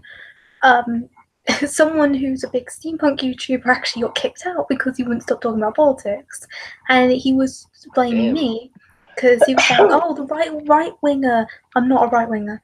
The right wing Nazi kicked me out." And it's like, no, a bisexual, non-binary woman and a fucking other kin to spirit pansexual kicked you out of the stream. Not me. They kept me. But they're not. The thing is, they're not political YouTubers. They're entertainment YouTubers. They're not political. So it's like I'm not going to argue politics with them. You know. Right. Yeah. If it ain't their thing, that's a good idea not to touch it. Makes sense. Yeah. So if they're non-binary, does that make them MOS DOS? I couldn't resist. It's fine. I don't question it. They're like, can you? I know someone. I know one of them says, "Can you refer to me as Caesar?" So I just call them by their name. God. Nah, it's easy. Like okay, if this thing, if people go like, "Can you call me Caesar?" and they're not being like assholes about it, just if you can't remember it, just call them by their name. Do you know? All right, I want to ask you guys something honestly. Do you guys remember when Hulk Hogan was wrestling for WCW and he was called Hollywood Hogan? Yes. Do you remember that painted on 5 o'clock shadow he was wearing at all times where he constantly looked like he was... Yes. There is a transsexual guy who works at the Dollar Tree by me. And I can't help calling this guy bro and man because he constantly has 5 o'clock shadow like that. And he has an Adam's apple that makes Riley Dennis look like his neck is flat. And I keep calling this guy bro and man, and I even said to one of the girls that works with him, I'm like, look, I'm not trying to misgender this person. It's just, I keep fucking forgetting. I come in, I said, you know, he looks like he just woke up after living in a whiskey bottle for 5 days. And they said to me, they're like, yeah, I know, and he comes in wearing the brassiere, just roll with it. I said, okay, fine. Because, you know, I don't intentionally misgender anybody, but if you're just going to throw on a brassiere and not shave for a week and think that I'm going to sit there and remember to call you miss, you got another fucking thing coming. I'm lucky I can remember my wife's relatives' names. You really think I'm going to go this extra fucking mile to play with you in your fantasy world? Because, look, I'm sorry. I've seen it. Yeah? That's the thing. I just say their names instead. Yeah. It's a lot easier. You don't have to remember the pronouns. And the thing is, it's like you're not encouraging them to do it more. You're just calling them by the name. So it's, you know. Yeah, well, I'm saying if it's somebody that went the extra mile, like if this person went as far as what's that person's name, Blair White. If this person actually went the extra mile like Blair White, I'd humor this guy. And I say guy because look, we're not playing this fucking game. You're not throwing on a brassiere and saying you're a transsexual. I'm not gonna throw a turban on my head and say I'm a sheik. Come on, what the fuck's the matter? You know, I have a friend who's actually transsexual. He started as she and went through the operation.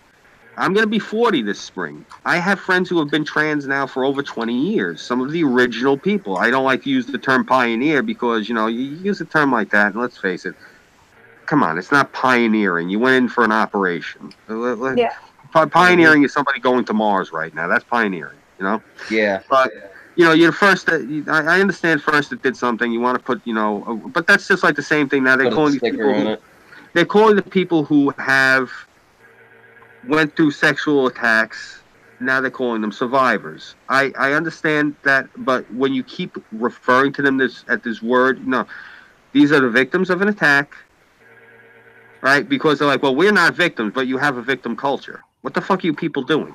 You're going to say we're not victims, but we have a victim culture, and now you're going to tell these people that they're survivors. Now, I understand, but let's call it what it is. You're using it, you're calling it surviving because you're trying to soften the impact. They were sexually assaulted. Let's call it what the fuck it is. Instead of trying to soften the blow, let's keep it hard and ugly. Because we don't want this, you know, you don't want to put this, well, This person is a survivor. Well, what are they a survivor of? Did somebody shoot at them? Did a fucking plane crash into their house? What war did they go? A television show. Yeah. Right. That's my whole point. Shit like that. That's the only reason I have a problem with that. I'm not trying to take away from the person's experience. My thing is this: when you start referring to these people as survivors, and that's all you're referring to them as, you're taking away from what has happened to them. And that's the main thing is you want to keep focused. I understand for the person who went through it, but at that point now, we're putting the screws to the person who did it. And that's the thing is, we're not, you sweep it under the rug. And Actually, you know what? It's been statistically proven that people are more likely to keep it to themselves because they don't want to be seen as victims. Yeah. And when SJWs are going like, this victim survivor, it's like, yeah, no wonder why people are not coming out saying that they're a victim of abuse, because you're broadcasting it to everyone. Yeah. No wonder why people don't. I hate all that shit. Like, I'm the one person here that is an asshole on purpose to all of those people that do that stuff. Yeah. Like the fucking, I prefer Zip Zop Zoo, and I just go, I'll call you a filthy communist or something. You know. I just I can't deal with this shit. Again, it's this generation of entitlement. You know, they all you have to do what I don't have to do shit, kid. Get it through your fucking greasy head. Fucking patchouli smelling little idiots. They don't want to listen. You gotta understand every generation has an entitlement thing. I mean, look at the old generation, like, I'm entitled to respect. Why? Because I did something when I was a child. I'm like, I don't know you. You know. And even further back, like, even further back before baby boomers, like, well, I'm entitled to drink for free. Why? Because I went to World War II. And it's like, there's always been entitled people in every generation. It's just these entitled people just have a platform they can speak now. Yeah. Instead of just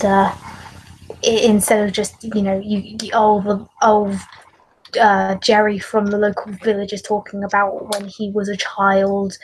When he was in child, he went through hardship, so he deserves everything.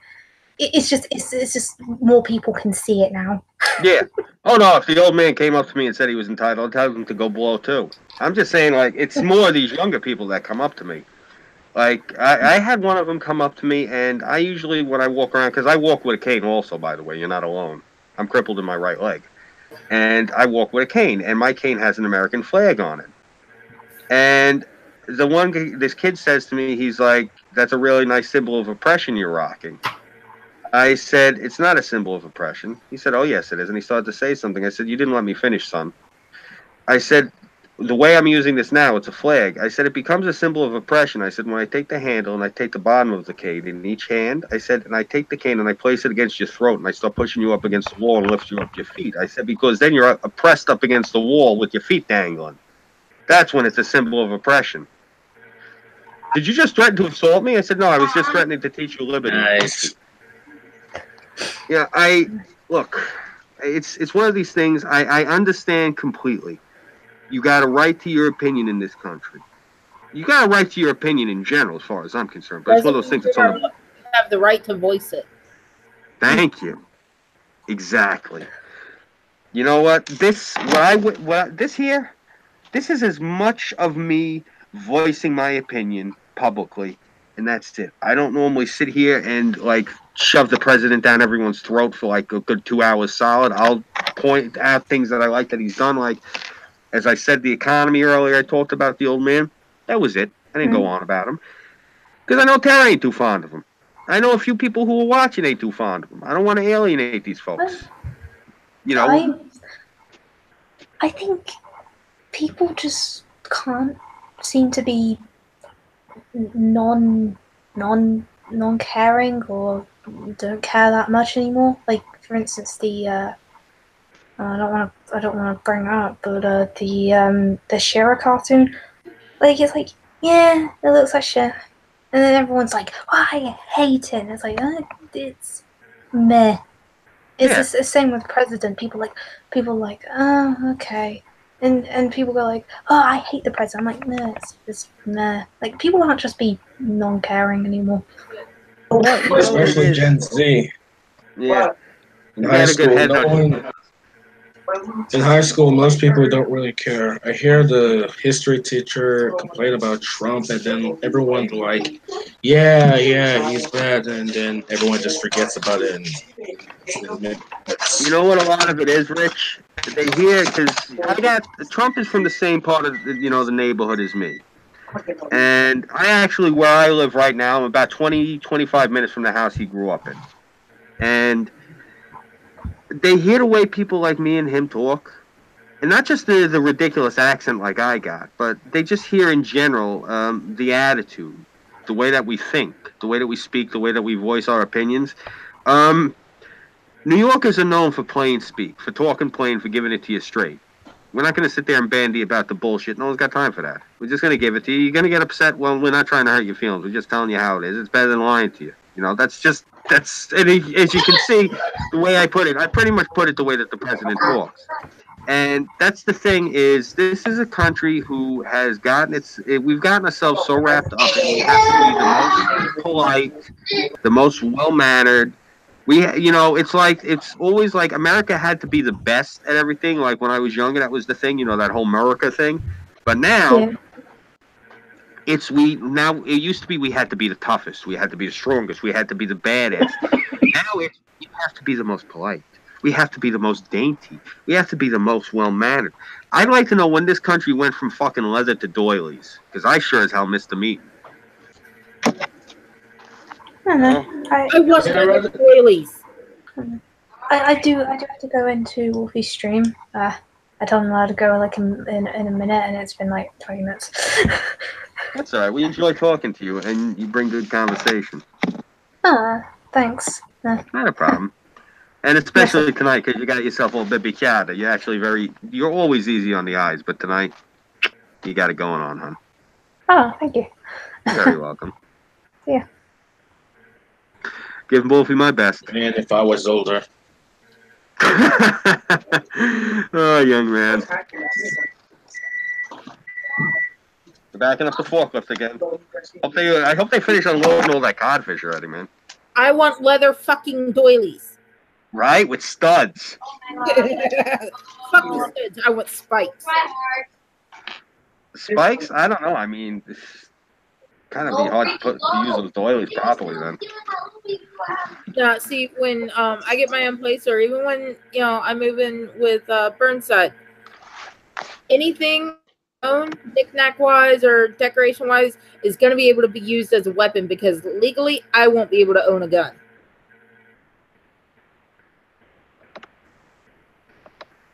Because if you're on disability for mental issues, you can't own a gun. Stop, Cody. Stop. Yeah. Who's Cody? The dog. Where? Someone's kid. He's putting his winter coat in, so he's scratching like a fucking lunatic. I was supposed to be drawing a chick right now, but then it turned into a guy, so shit. It happens. Oh, you make She-Ra again? Oh no, I'm drawing something for Dax. You damn it, you missed my joke. Oh, the trap. Oh shit. Snap. I can't believe I didn't get that. It happens.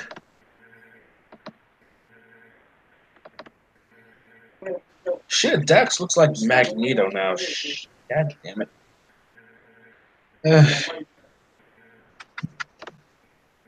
Oh well, you get your inspiration from somewhere.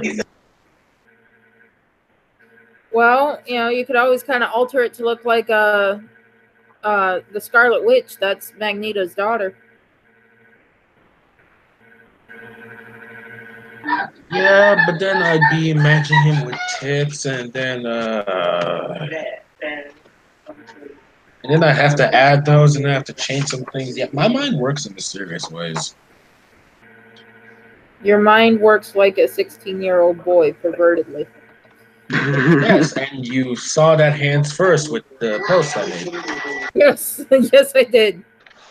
All right, it's almost 12:20. We're gonna do some shillage. I know my brother has got jack shit. You don't know that. Yes, I do. I'll try and wait for Burnside. Was he eating again?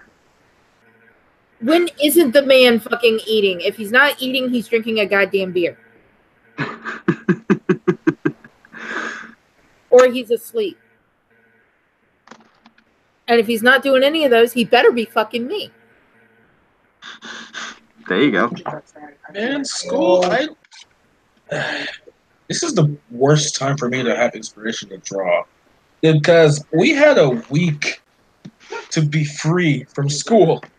And I was being lazy until the last 2 days when I finally had inspiration to draw multiple things. And I didn't have, and now I have school. I can't draw all day. So now I'm pissed. Just draw in school. That's what I did. I do. And it ended up being disturbing. Everyone is staring at me drawing these weird ass pictures. Hey, just be glad you didn't fall asleep in the middle of class, have a nightmare, wait, and jolt straight up and scare the rest of the class. If that ever happened, I just jolt up and say, "Ah, titties!"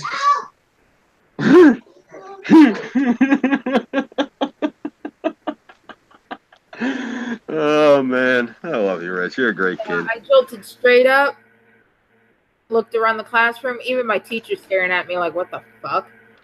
And I was like, "Okay, dream." Put my head back down and passed back out. Yeah. I fell asleep once in class and fell over. I fell asleep and was snoring. I fell asleep like this and was leaning back in the chair. Next thing you know, I went ass over tea kettle. All right, Rick, chill yourself. Oh, it's me. Well, I've got a Twitter. And I will also be making a second Twitter because I've got some things to release from my mind. Oh, really?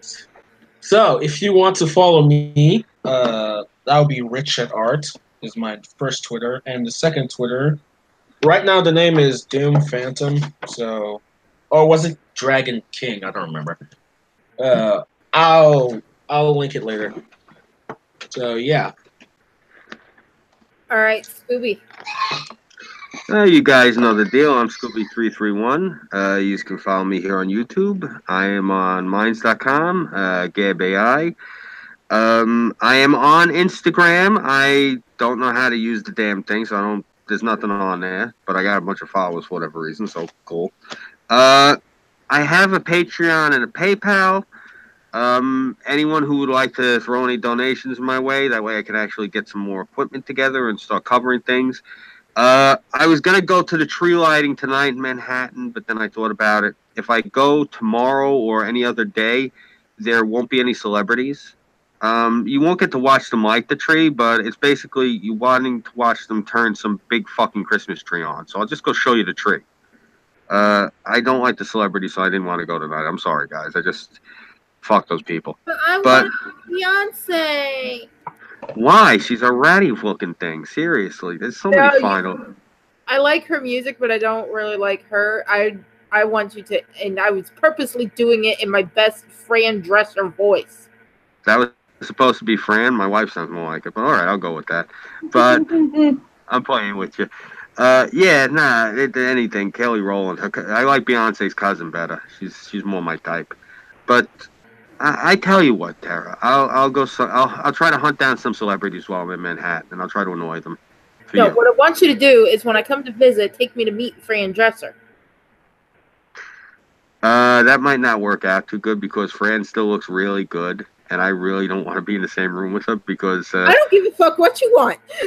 I'm a bit of a hound. I'd really rather not be around a smoking cougar. Then That's you just know me. what? You sit in the car. I'll go inside and take care of her. This is gonna turn out bad either way, but all right, I'll try to bring you to meet Frandra. You got my word on that. Yay! I grew up watching The Nanny. Now here's the deal: I come down to Florida with to come visit you. You got to take me to meet Katie Cummings. I actually don't know where she lives, so Oh, I do. She lives in Miami. yeah, I'm not driving to fucking Miami. I'll drive. You realize it's like a fucking 8-hour drive, right? That's fine. I like your state. Seriously, what am I gonna see? I'm gonna see skanks and daisy dukes and gators and friggin' palm trees and flamingos and shit. And then when I get further south, I'm gonna see Spanish skanks and daisy dukes and So gators if you and want to see flamingos and Spank shit. and That's Daisy, fine. they'll take you out to the middle of fucking nowhere. That's fine. I want to go to one of them things where they got all the mud bogging pickups. You know, with the chicks wearing the rebel flag bikinis. You know, they look like they had one Subway sandwich too many, but that's fine because, you know, thick loving. And, yeah, that's what I'm into. And I am not looking to screw around with my wife or anyone listening. It does not matter where you get your appetite as long as you eat at home. This is true. Yeah. I can have eye sex with every woman on the planet as long as I keep my glasses on.